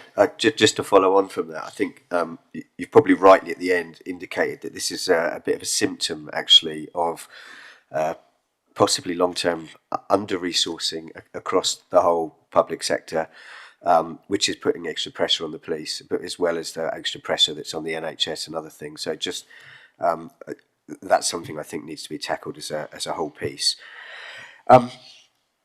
Okay, Mike, so under this particular section's crimes that hurt the most, there's actually probably a lot. It's quite a broad spectrum area to ask questions on. But the piece that was of most interest to me particularly was on page 30, we've got a reference to the modern slavery partnership strategy, which I took the time to have a read through. I'd like to ask, with the recently in Southampton, I visited Clear, and they're an organisation that with those people that are successful entrants into this country, they offer support and advice for them to become integrated. With the change in legislation coming out of the Home Office recently, there's a real risk and fear, I think, that with this sort of failure of proper, safe and reasonable routes, that there may be other ways in which people find their way into this country. That's potentially going to lead to an increase in modern slavery and exploitation of those individuals. What is your solution to that in terms of your duty to tackle modern slavery? And is this the right way forward in terms of where we currently are in tackling this? It feels like this is a very knee-jerk reaction response from the Home Office, as opposed to a considered, expertly driven analysis and assessment and then delivery. Thank you very much indeed. So modern day slavery is covered particularly as well within the National SOC strategy, Serious and Organised Crime strategy, which was published, I want to say, at the beginning of last year, middle of last year. When I was, as you heard from Karen previously, the national SOC lead for the APCC, I was involved in the formation of that national SOC strategy, and the modern day slavery risk is growing, as you say. It's complex.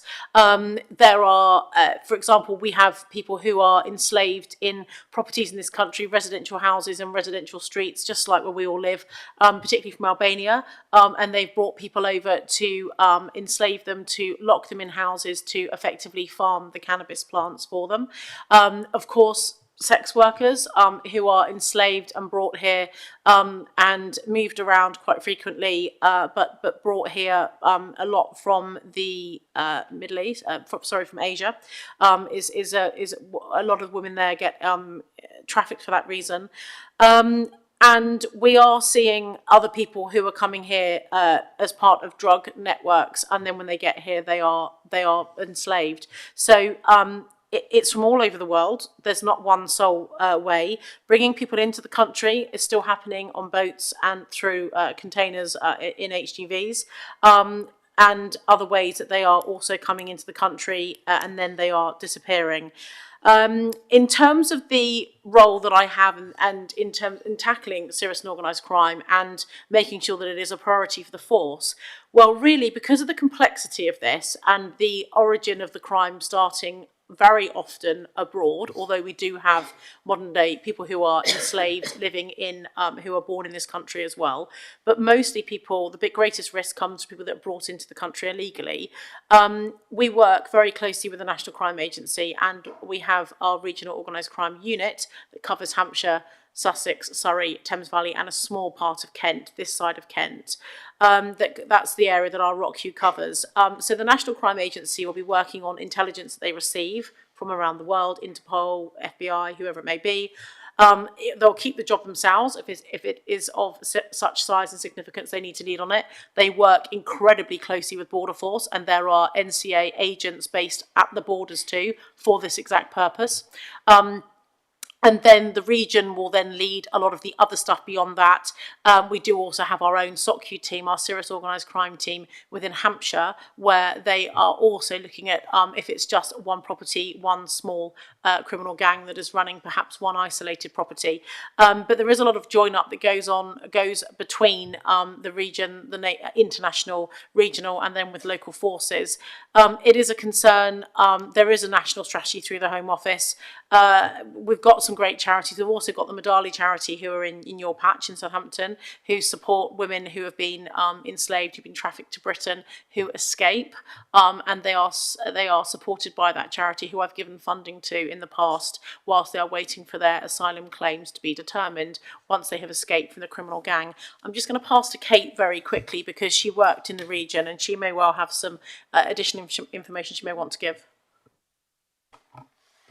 Thank you. Yeah, further to that, in this year's budget, the Commissioner's also invested heavily in our intelligence department within Hampshire and Isle of Wight Constabulary, so that those modern day slavery cases can be identified at the earliest possible stage. The Force Tactical Lead DCI Ross Toms has also got additional policing capability now that have been delivered through the last preset and budget. Okay, thank you. I'm not sure that quite answers the point, but I appreciate all of the work that you're doing in that space. Thank you. Okay, thank you very much. Right, well, we're on, just take any of these crimes that hurt you the most, all the sections in there. Any other questions? I'll move over and take Luigi's now, and then I'll come back to you, Gwen. Thank you very much indeed. Sorry, thank you. Yeah. I'll be spoon-fed well next. I think one of your roles is to monitor and make sure that the police service is efficient and effective. And I think a lot of these things are really more you and what you're doing on your side than it is the police service itself. Right? Okay. And I've got a bit of an issue with that. I think now that you've got a new chief constable who's very investigative orientated, that will help. And I would like to see more evidence or bits of bits of detail, as Kate pointed out, for example, in terms of the impact of increasing intelligence on modern slavery and organised crime and stuff like that. I think that needs to be fed in, over it. I'm not sure the plan is evidenced as it stands. So quite often we see these bits of things, and I'm not quite sure where we actually stand. Right, that's a general thing, and I'm just going to sort of home down. Murder is quite a serious crime. Right, there's virtually nothing there, over it. And I know murder takes different forms, and grievous bodily harm, and all these other things that and the morph, in there. But in terms of the general homicide thing. How are we doing? How's the police service doing?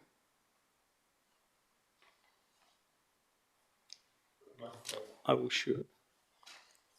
So Hampshire and the Isle of Wight has a fantastic record of detecting quickly who have committed murders, a very high charge and conviction rate.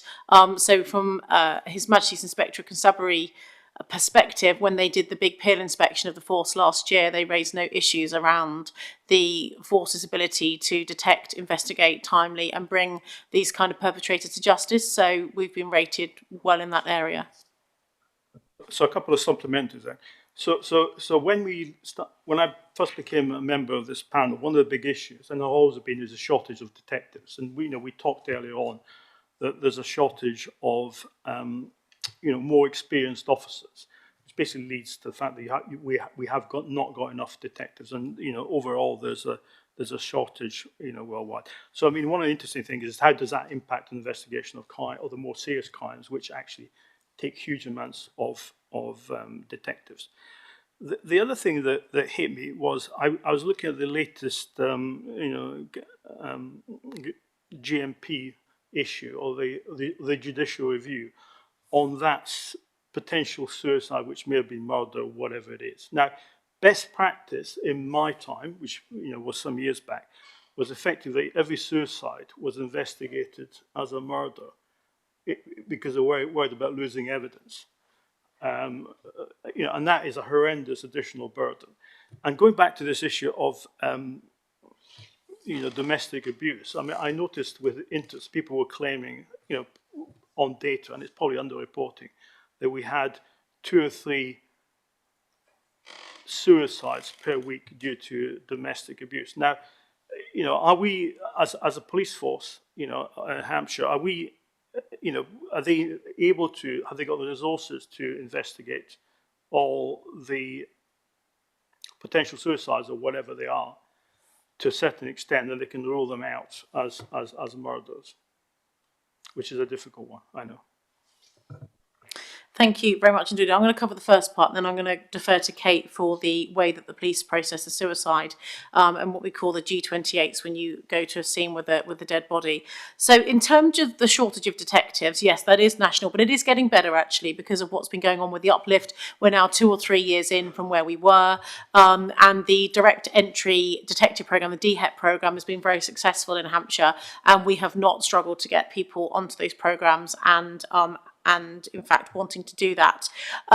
They do, however, love it when they go out on their 6-month section in local policing and find that racing around in police cars is actually quite enjoyable when you're learning the job, and getting them back into CID can sometimes be perhaps a bit of a challenge, but nonetheless we have been very lucky here in the quality and the volume of applications that we've had, and I know that we are continuing that. The Chief Constable has also been working with the military, as have I, throughout 2022, and sort of handed it to him when he joined, in terms of Military Policing Plus, which he has rolled out, which is to bring experienced people who've worked particularly in intelligence branches within the armed forces. And of course we're home to the British Army and the Royal Navy here, so we are very, very lucky to have people that have served king and country, who are the kind of people that we really would love to have in policing on the whole. So the Chief is really trying to maximise that opportunity around the detective programme as well. In terms of homicides, murders, when they do happen, as you say, they are very costly, they are very timely, and they suck up a huge number of police officers, but they are always understandably given the priority through major crime. So we don't have, if someone was murdered today in Hampshire, I am not concerned that there would not be police officers with sufficient experience or capacity to be able to deal with that murder. It would be made a priority. Now, that could well be at the cost of other investigations. I acknowledge that, but we certainly, the homicide would take the priority. I'm just going to defer to Kate on how they process the suicides. Thank you. It's interesting that you raised that. It is something that we've been aware of in the office as well, and actually the force themselves identified it as a risk in terms of their investigation of sudden and unexpected deaths, which was good. That's happened within the last 12 months. They have actually had an ex-detective chief inspector employed under the auspices, they've called it Operation Respectful, around a training delivery programme for all first scene attenders for those sudden and unexpected deaths that may well have suspicious circumstances around them. That is get looked at by the serious case review team within the force.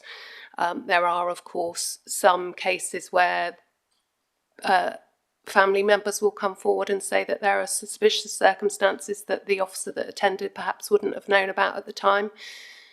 Are they capable of investigating all suicides along the same lines as homicide? Absolutely not. There's just not the resources for that. A homicide investigation takes a whole team of detectives and is a very detailed piece of work to stand scrutiny in Crown Court, and unfortunately they wouldn't be able to do that with all suicides.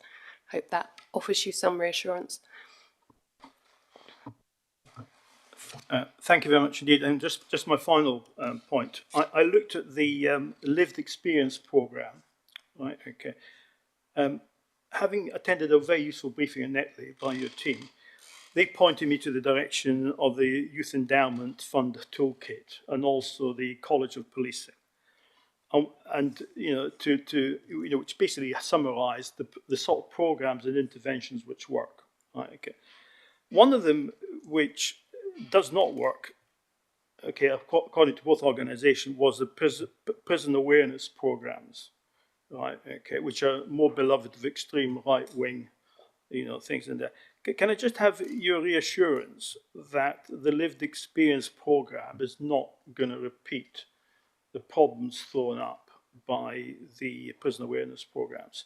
Because they seem to be driven by the prison service / lots of prisoners. Okay. We are working closer now with the prison service, more so than we ever have done over the last year. And I'm really pleased that even at the Local Criminal Justice Board last week, Jim was there. And actually, Jim, the governor of HMP Winchester, has a whole different set of problems and priorities than HMP Isle of Wight, because it's a much more stable and static population on the Isle of Wight because they're long-term prisoners. Whereas obviously remand prisons are the ones that are just chaotic and really, really hard work for the staff that work there. So working closer with Jim is a good thing. He also sits on the Drugs Partnership Board so that he is aware of clearly the risk of drugs flowing in and out of prison, and there is an overlap with intelligence shared into the force and into the Regional Organised Crime Unit for the prison too. In terms of that prisoner awareness programme, we might need to come back to you on that one. I'm not aware of the failing of that programme, particularly that you refer to, but very happy to take that away and look into that for you and come back to you if that would be okay. Oh, okay. If Karen knows, great. Karen can go for it then. So thank you. Previously, programs focused on like scared straight, so people that was that one, and that doesn't work. The lived experience view that we're drawing out is about the lives of many people in prison in terms of trauma, in terms of their deep regret, the loss of contact they got with their children. So it's the complete opposite of using scare tactics with children. So that's what we're seeking to do with lived experience. Thank you. Right, thank you. Gwen, next. Anyone else signify if they've got any questions on this item at all? Tonya, and that'll be it then. So Gwen, then Tonya, and then that's the end of this item. Okay. Hello again. I visited Netley with a number of panel members on Friday. Found it really interesting. In terms of the fraud crime, that was really interesting, and he raised the chap we spoke to, the two main that they were dealing with was the courier one and romance as well. But what I think really took me aback was when I asked about the sort of success rate of capture convictions, and without a doubt there was a lot of hard work going on there. And it was incredibly low. I'm sorry, I didn't have my notebook with me at the time, so I didn't manage to write it down. But it really surprised me at the low rate. And in saying that, please make sure, Donna, that there is no criticism there for that, because these people are incredibly clever. At that time, they were dealing with a couple of cases, somebody I think in their late 80s and somebody in their early 90s, which is very sad. So if we are struggling then to locate and find these people and bring them to justice, should we then change direction and then focus on the victim, who invariably is a very trusting person who probably doesn't think for 1 minute that anybody is going to do them harm? And that, of course, is the problem. And I just wonder whether, these people, they're very clever, they have incredibly persuasive scripts. Is there any way that, we can do something where we get that script out to people? It's like saying, look, if you get someone phone you and these are the sort of things they're saying to you, that should raise a red flag. I'm sorry, all right, I mean, you may well have already thought of some solutions, but I do think sometimes, we're all saying, what are you going to do? I think sometimes we should maybe put our thinking caps on and try and come up with a solution, whether it's a workable one or not. And but, taking into account that these people are so clever that we need to try and really trump them.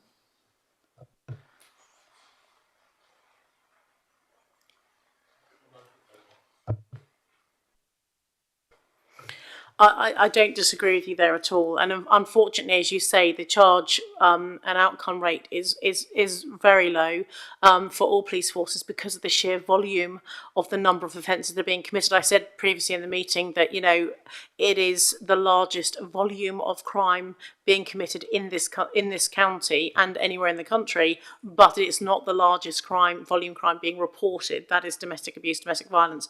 It is terribly sad, and particularly with those old people. I have, as I said to you in my annual report in October, that I did 2,000 bits of casework over the last year, and we do unfortunately have over and again the adult children of older people who are with them coming to see me to say, my mum's lost all of her life savings. It's so tragic. I've also, Karen mentioned the fraud and cyber conference that we held. I think getting the information to the banks and people that work in banks, so that when all people are coming in with queries, they are able to make sure that they are directing them in the right way to Action Fraud, which is the free confidential helpline. And as Karen said, those reports are then passed to the force, on a frequent basis. But there are just so many of them, and they are heartbreaking. The government have been looking at with frauds and scams, because so many of them, unfortunately, originate abroad. Servers, the people who are making these phone calls and who are forging these relationships, particularly with the romance fraud abroad, they are looking at whether or not the UK government's approach towards this kind of crime should be maybe slightly more centralised, so that you've got experts in the field.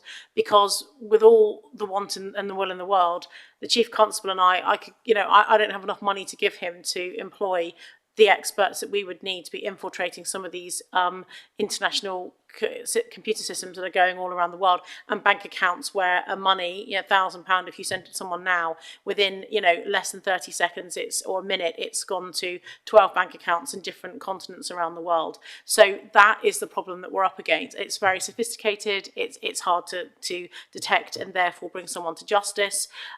So there is work that's being looked at through the Home Office on this very particular item. In terms of fraud, scams, and things that we do locally, and as you say, say, turning it back, focusing on the victim to stop them from being victims in the first place. We do, I'm going to defer to Kate in a moment to give you some more detail on this, of what we're doing, but I do give money to an organisation called Blue Lamp Trust.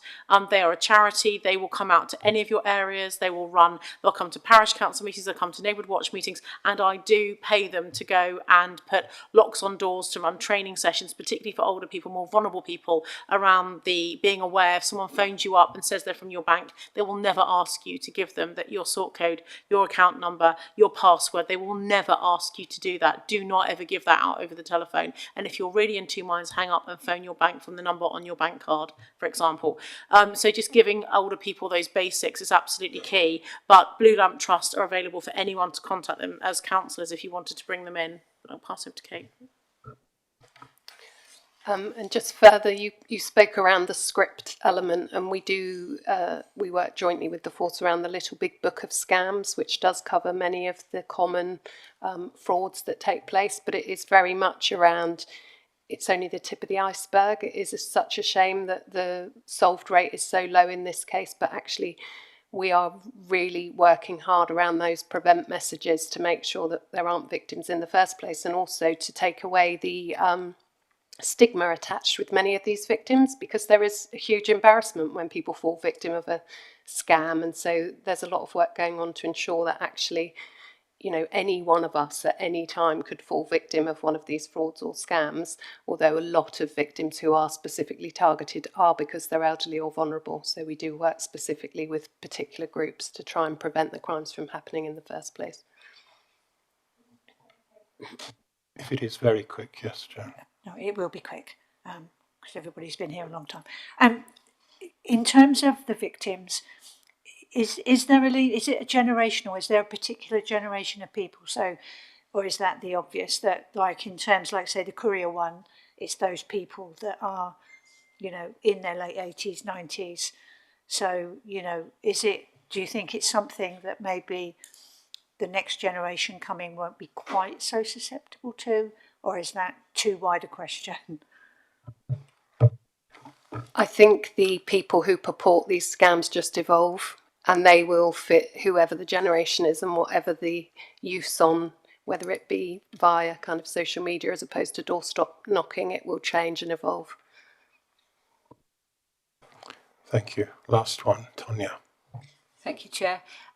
Just a couple of things. PCSOs, they used to come out and talk to people, but we're really lacking in numbers of PCSOs. So maybe you could feedback what PCSOs were there when you first started, determine how many more are there and how we can get some more of those in, because they were really, really useful. But for me, this report's all across it is missing a few tricks. Just in the terms of how many crimes under certain things and how the percentage of prosecutions, successful prosecutions, because it would feed in, it would make it easier to sort of see that the crime is getting less and the prosecution is getting more, but it would feed into the annual precept. Thank you. Yeah, unfortunately, the PCSOs, we've been a victim of our own success, I think, in Hampshire, because people have wanted to become police officers. So we've got a lot of PCSOs who've served for a number of years who've then become police officers. And then also, when you go to apply on the website, you know, people are making a preference for wanting to be a police officer rather than a PCSO. Having said that, the Chief Constable, some forces have got rid of PCSOs completely and they're just using all that money for police officers. Our Chief Constable does very much value PCSOs, the roles they play, thinks they're absolutely crucial, and he hasn't raised with me any plans to get rid of the PCSOs. At the last number, which about 3 or 4 months ago, we had 238 PCSOs. I think the total head count strength is about 249, so we're a bit under. I think at the highest the force has ever had was about 280, so we are down on what we were previously, and like I said, that's because a number have converted over, but certainly that's something that, you know, I can always bring you the actual specifics back if that's something you'd like to look at.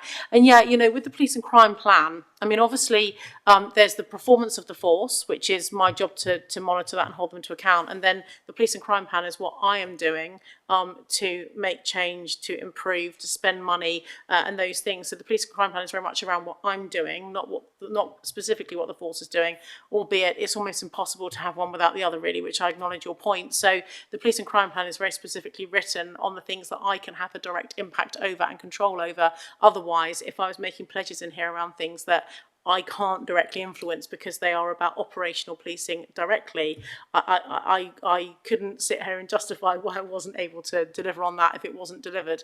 So I've tried not to bag the success of the force too much in terms of my police and crime plan, because we are given clear guidance from the Home Office around the things that we should have in our plan, what is acceptable and what is not, and we have to send it to them for sign off before it goes public. So yeah, but I take on board the point you're saying. All right, thank you. That is it. I did say that was the last one quite some time ago. I'm just going to come to the recommendation now. So if there's any amendment to that, the recommendation is that the report is noted. Did you want to amend that in some way? Not so much amend the report, but I think if we could, for the future chair and future OPPC, to include an appendix, even if that requires confidential papers that give more depth to where some of this information is coming from, because for many of us there's just not the level of detail to really understand what's behind what's presented in nice pretty pictures. And I think that's been something that many of us have said for a considerable period of time now, and it would be really useful to have some of that data that backs this up. I think in answer to that, I would say that, for example, last Friday we had a presentation which covered much of this, and that detail was with us and was able to be discussed in confidence. So I think it would be probably advantageous if all members avail themselves of those opportunities, then they will get the information they want. I think many of us have availed ourselves of those opportunities, but still feel that we are lacking in detail. And I would ask the chair to consider looking around the rest of the panel for feedback on that. Okay, thank you very much, Matt. Did you want to comment, Donna? Thank you very much. I feel I've got a really good working relationship with the panel, and I really get the sense of the support and challenge, but certainly that support bit underlined, and that really does mean a lot. We take on board, you give us so much steer, information, we learn a lot from the questions that you're asking on behalf of the hundreds of thousands of people that you represent here as the Police and Crime Panel.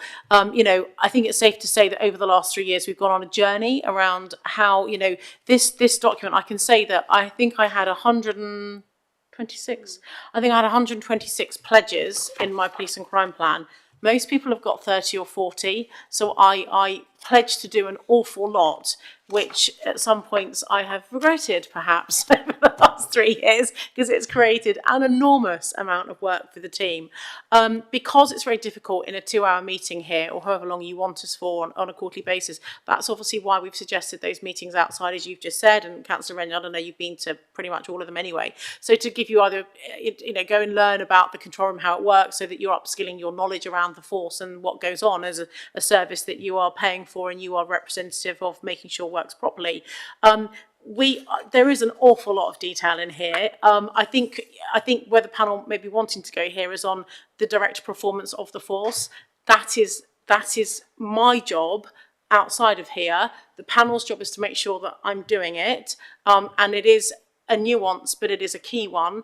And as I say, there is guidance here from the Home Office. So if people think that they are not getting the level of detail, in spite of all of this and the sessions that we run outside of these meetings, we probably need to take it away offline and work with you on that, and perhaps seek some guidance from the Home Office as well, because I think that we are doing an awful lot at the moment, I really do. But I'm keen to give you what you also want. So if there's a gap, perhaps we need to work on that.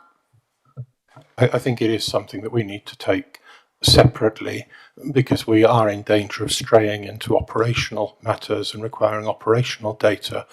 We are here to hold the Police and Crime Commissioner to account in her role in holding the Chief Constable to account, not in looking at many things. And of course these are public meetings. I'm always loath to have hidden confidential appendices that we don't want to share with the public. That's why we have a briefing regime where we can glean that information. If anybody wants to drop me a line separately on things they would specifically like to see, I'm happy to put them to Donna and let her look in detail at that and come back with, reasons why it either can or can't happen. But I'm really keen the panel sticks to its remit, which isn't operational policing matters. So the recommendation is that we note this report. Is that agreed? Thank you. And now we move to the next item, which is the much anticipated estate plan, which you have appended to your agenda, and we're now going to hear about that. So, Donna, over to you to oversee that presentation. Thank you very much. I'll just invite Michael Tway to come and join us at the table.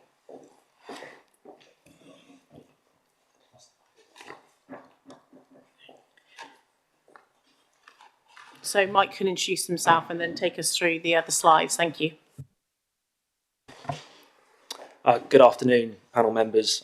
My name is Michael Sway. I head up the Estates and Facilities Management function as part of the OPCC, working with the Commissioner. We have, as you can see on the screen here, we have produced a estates objective documentation.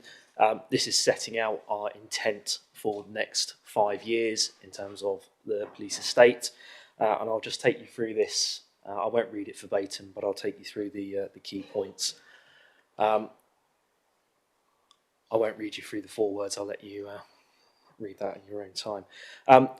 Some key pieces of information around the police estate that we are responsible for: 153 separate lines of police buildings, split up with 46 freehold properties, 87 leasehold arrangements. We are involved in 50 partner agency buildings, and we actually offer space to 17 agencies as well. We accommodate 3,292 officers, 2,378 staff, up to just over 5,500 people. 40% of our estate is over 40 years old. So as I'm sure many of you as councillors will recognise, our estate is aged in areas and suffers age-related issues.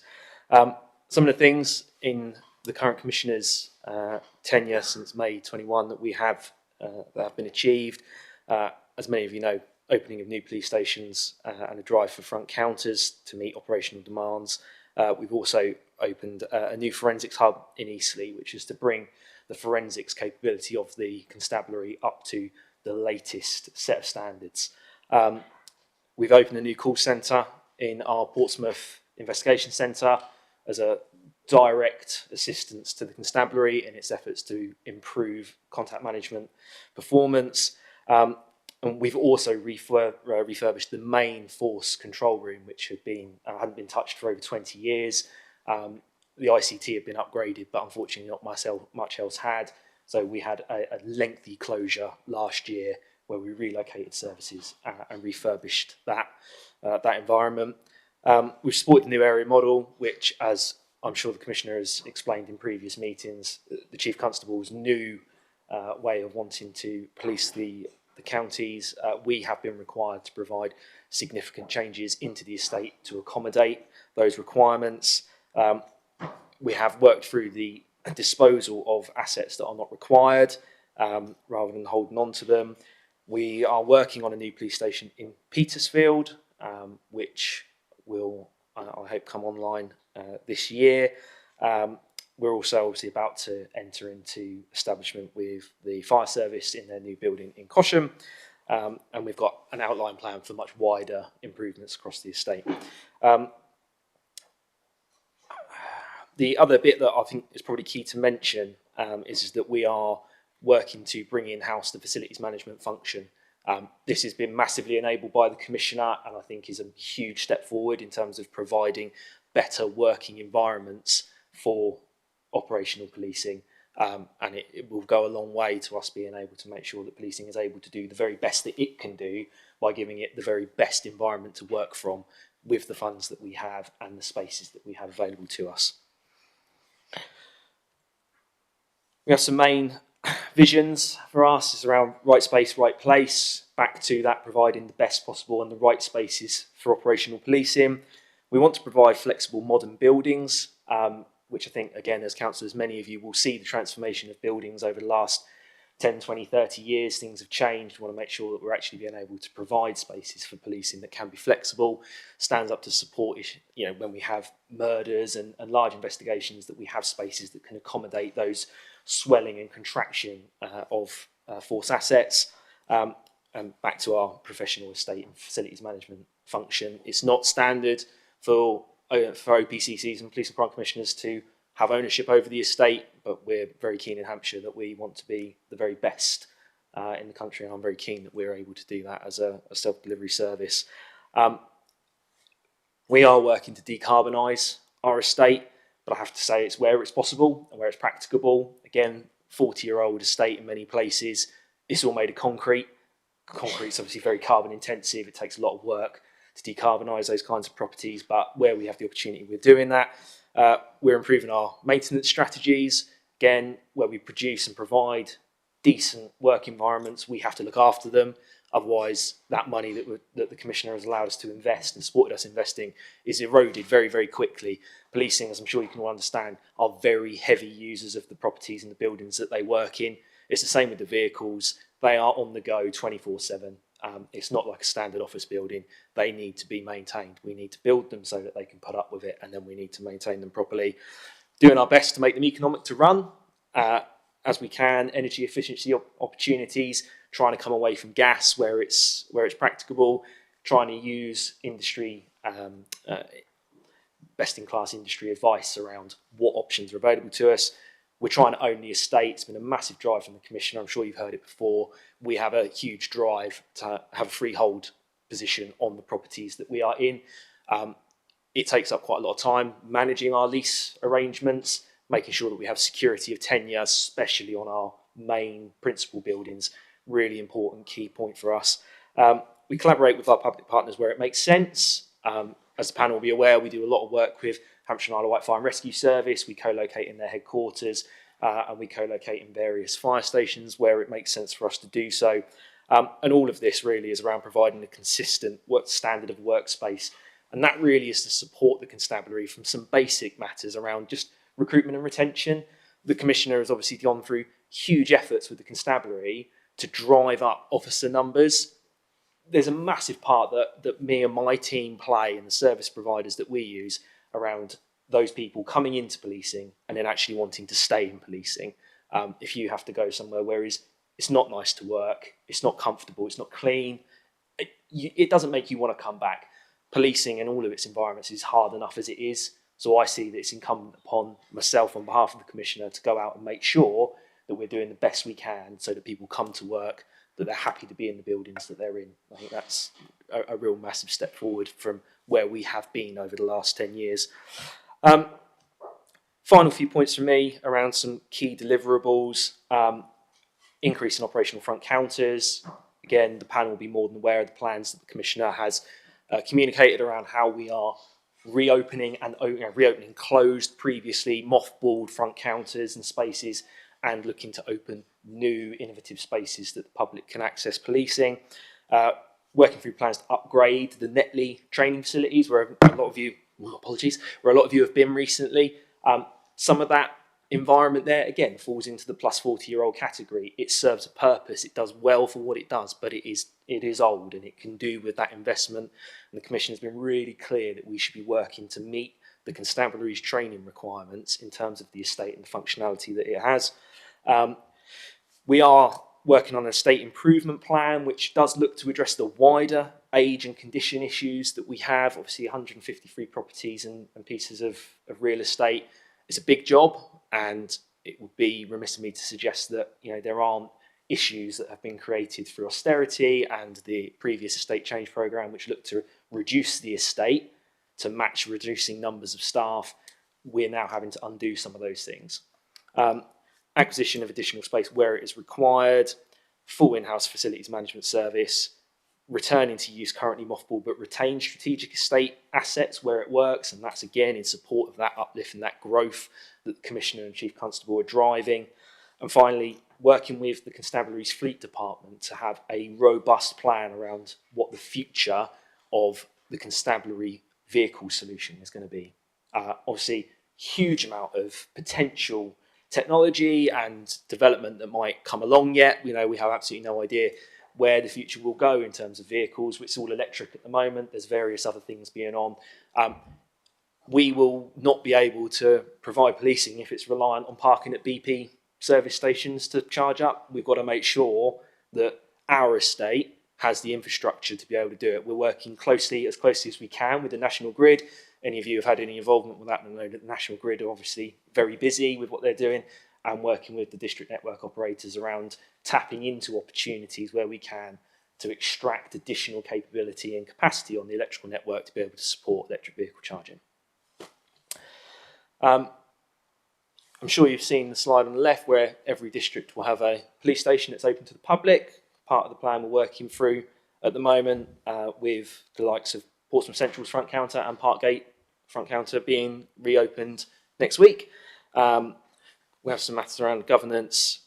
It's wholly owned by the PCC. We have an estates board which the PCC chairs, regular reviews, and we obviously have a significant amount of budget. Public money goes into running our estate, and we have to make sure that that is managed accordingly. I think it's fans of the plan. That's everything that I had to input today for you, Chair. I'll take any questions. Right, thank you. Yes.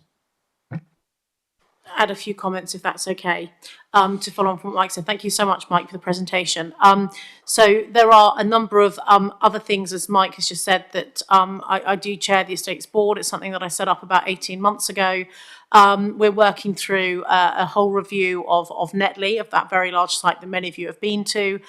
This year, for this financial year, I've created a landlord's maintenance budget, which you will all have in your councils. That has not been done previously. I did inherit a very aged, as Mike has said, a very aged and not very well looked after estate. We've got a significant piece of work to do now to bring the quality and standard of existing buildings up to scratch, to offload those that we don't think can be brought up to scratch, and then to onboard new sites where we need them, where we have geographical gaps and or we need to replace a building because it's just not large enough or in too bad a state.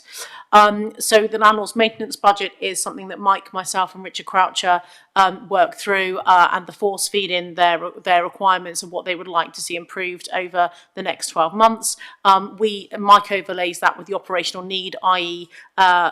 This boiler really needs condemning now and replacing, so he has his list of the things that must be done because of a time-sensitive nature. The force have their wish list, and then of course we also have a reactionary budget in case there's just suddenly a leak or something like that happens. We've then got the capital budget, which is aside exactly the same as you'll have in your councils, for the new build stuff, the front counters, new police stations like Eastleigh, and also in Petersfield and locations such as Mike has said, reviewing the leases and trying to offload our dependency to pay other people's rent where we can. A lot of that is the fire brigade, as you've heard. We also need to create more swing space into the force, because we can't refurb and do what we need to do to a lot of these police stations while people are working in them. So we need to create more swing space in the force estate so that teams can relocate somewhere, be it for a 6-week, 6-month period, however long it needs to be. We also constantly need to be mindful of security at different sites, and things the force has to do, such as storing fuel and other things from an LRF perspective. We also have the discrete site management. There are a number of sites that we have across Hampshire and the Isle of Wight that, as I say, are of a discrete nature. And we are also landlord to other law enforcement partners on a national basis as well here in Hampshire and the Isle of Wight, and that ties into that discrete site management as well. I hope that's given you an overview of the work that we're doing, and we're really happy to take any questions. By knocking your microphone off, Donna. Thank you. Right, questions, comments? First hand I saw was David, and then I'll work round again, then Simon.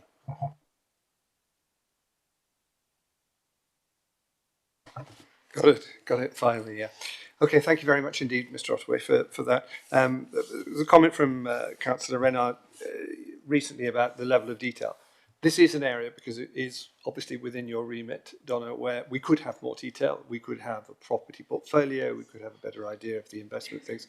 And I think we would welcome that because, as you see, it's considerable investment, and the asset base itself could be given a little bit more transparency without any compromising the sensitive commercial nature, perhaps, of that information, but that is something to be considered.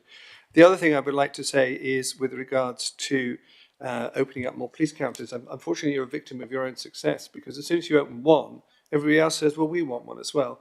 Unfortunately, in my district, for example, we have two urban centres of about the same size. You open one in one urban centre, Petersfield, and Alton, which is about the same size, will say, well, where's ours?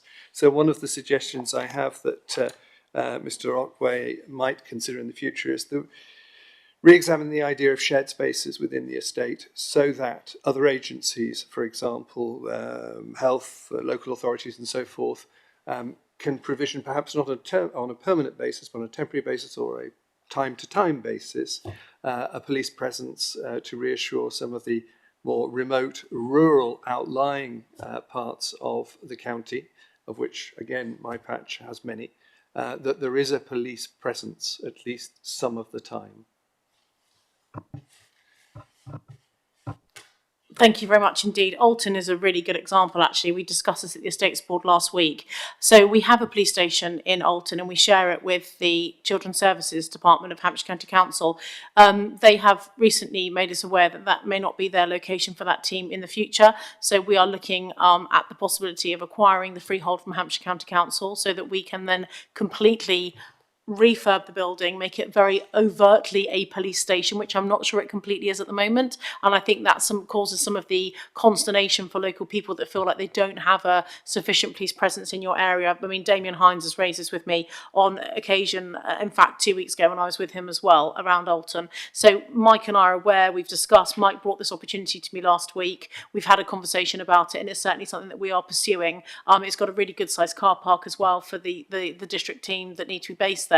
So yes, we could then rebadge it, make it on the outside be much more obviously a police-only site so that the public are aware. But it's probably not the best location, but we're in there. It's probably the most value for public money. It's better to stay there, but the location, making it more obvious in a more obvious footfall location probably would be better. Okay, David. Simon next, please. Thank you, Chair. Donna, it won't come as a surprise what I'm about to say, but I remember when you came into role and the very challenging conversations that we had about estates, and that I just want to put on very public record that the estates situation that you inherited was dire, and you have underplayed it in this document. It was absolutely dire, and I congratulate you and the team as how far it has travelled so quickly to move from a dire situation, which for lots of officers and members of staff was a very unpleasant place to work, to somewhere which is now safe, secure. There is a plan going forwards. It is something that I feel much more confident is clearly in control, and you understand the finances and the capital programme going forwards, and how you have at the same time taken on board the challenges as far as estate but also visibility. And I know we often have that conversation in the more rural areas, which we also have in Basingstoke and Deane, where I look at this map and I absolutely get the response that you will have to our residents that says, actually, in Basingstoke and Deane, you've got some of, you've got a lot of estate, but actually there's still a visibility issue. And I get that you absolutely accept that challenge. But I just really want to put on record that I know how far and how challenging it has been in the 3 years that you've been in role. And the difference is chalk and cheese, night and day. Thank you very much. Thank you. Would you mind if I just come in very, very briefly on that one? Sorry. Actually, Basingstoke is one of our problems, but also one of our successes, because we have got a lot of police in Basingstoke, but that London Road site, both Mike and I, we've actually got a lot of people there. But then I had a councillor from Basingstoke and Deane who made a public, statement and then was in the press saying, we've got no police in Basingstoke. And I'm like, we're in your building on London Road. But the problem is, this is the difficulty with shared sites, because it's a shared site. And actually then the journalists, I push back the journalists. And we've got the Police Investigation Centre, we've got a forensic site, we've got, I went through all the things we had around Basingstoke. And then what does the journalist do? Understandably, from the Basingstoke Gazette, went down to the London Road site, went into reception, said, hello, can I see a police officer, please? And the receptionist, who worked for the local authority, when we don't have any police here, there's like 20 police cars parked right outside the door. So, I think shared sites are good value for money, and I'm going to come to Mike on this in a moment because I probably want to add something, but they do bring challenges, is that we can't badge it and make it really obvious outside that it's all us, it's all police, police, police, because it's not just us, it's others as well. So ideally in your patch, we would love to have our own standalone in the centre, as well as having the pick up the road, which is for a different purpose, we get that. But that is something that when we obviously were working with your council on a site in the High Street, which then didn't materialise, but we really want to do that. And in terms of Totton and Yateley and Portsmouth and Parkgate and the front counters and Petersfield and Eastleigh and the police stations and front counters that are opening, this is just phase 1.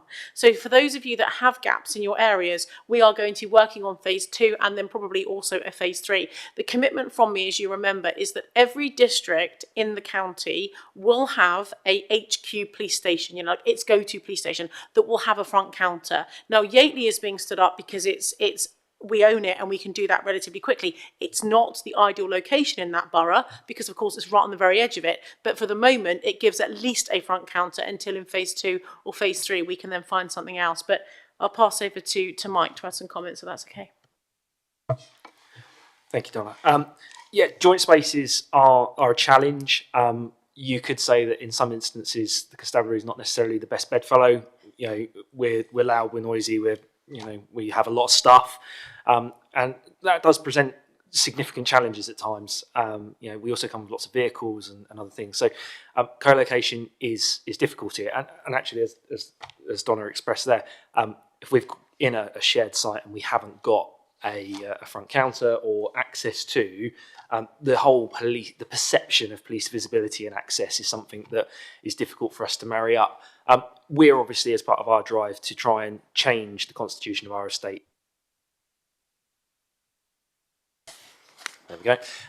That gives us the cards to be able to play, and that really is a driver for us around where we own. We have much more ability to be able to influence those kinds of matters, and public perception will massively change as a result of that. Okay, any more? Work all down. Luigi next, please. Thank you very much indeed. I thought that was a very good strategy rather than a plan, and I think if you've got if you're going to do plans to carry this out, you might call this a strategy, because this actually points the way forward. And quite often people jump into plans without developing a strategy, and I think that is an excellent strategy in terms of how you want to take things forward. Thanks. Thank you. Maurice. Yeah, thank you, Chair. Just a quick comment, really. That I'm very, very pleased to see the maintenance budgets within that. Too often, when money is tight, it's a budget that's often cut because it's not sexy and it's not exciting. So maintaining that, particularly important when you've got an ageing estate, as you highlighted there as well. The other one is just anecdotally as well. The bringing the facilities team back in house, I think, is a welcome move as well. I've often heard from police officers that when there's a problem, they don't really know whether it's who to report it to, whether it's the OPCC or whether it's the facilities team down at Hampshire. So clear lines of reporting there are going to be welcome. At 52, is it 52 people, Mike, on the 1st of April? Roughly. Yeah, I mean, the OPCC is going to double in size because those facilities management people that we currently pay for through Mike's budget that are delivered by Hampshire County Council on the 1st of April are cheaping over to us. But the estates part will then be separated off from the OPCC slightly, so that the OPCC staff will be one number, and then the estate is such a huge function now. We're bringing that in-house, but actually the call centre the call team that if a police officer goes into work today and there's a toilet broken or a leaking roof or something, then the call centre, where there's a couple of people, hot desk people that the calls go into, are now based physically in my office. So they're transferring over as well. So it's going to give a much better service, and we are going to be able to make sure the police stations are looked after and cleaned and everything as we would like them to be. All right. Well, if there aren't any other questions or comments on the estates plan / strategy, then we'll bring that item to an end. Are members happy to note what they've heard today on that? Yeah, you're not. unrelated, Chair, when you finish this item, if that's okay. All right, I think we've agreed to note that, and we might as well polish the other one quickly off as well, which is the work programme, just to say that that is obviously at an end now, as the work programme period comes to an end with today's meeting. So the next meeting, which is the AGM in July, will bring that forward again. So that's the end, really. Donna, you wanted to make a point before I close the meeting? Thank you very much. Just to say, I completely forgot, Councillor Renyard, that I'm actually meeting the Independent Anti-Slavery Commissioner, new, just appointed 2 weeks ago, Eleanor Lyons, this afternoon. So I will also take on board the points you make and perhaps invite her down to Southampton if that would be supported, because I think she would like to probably come and see, particularly in one of the larger cities, what the problems are. So I am meeting with her. Yeah. And Chair, from me, just to say thank you very much for the last year and support you've given. Thank you. Thank you. Well, that's it then. End of the meeting and goodbye from me. So thank you very much. Could I just recording stop? I just want to say, members, on behalf of the panel, thank you for Sean for the work he's done, and wishing the best for his retirement. Thank you very much. Thank you.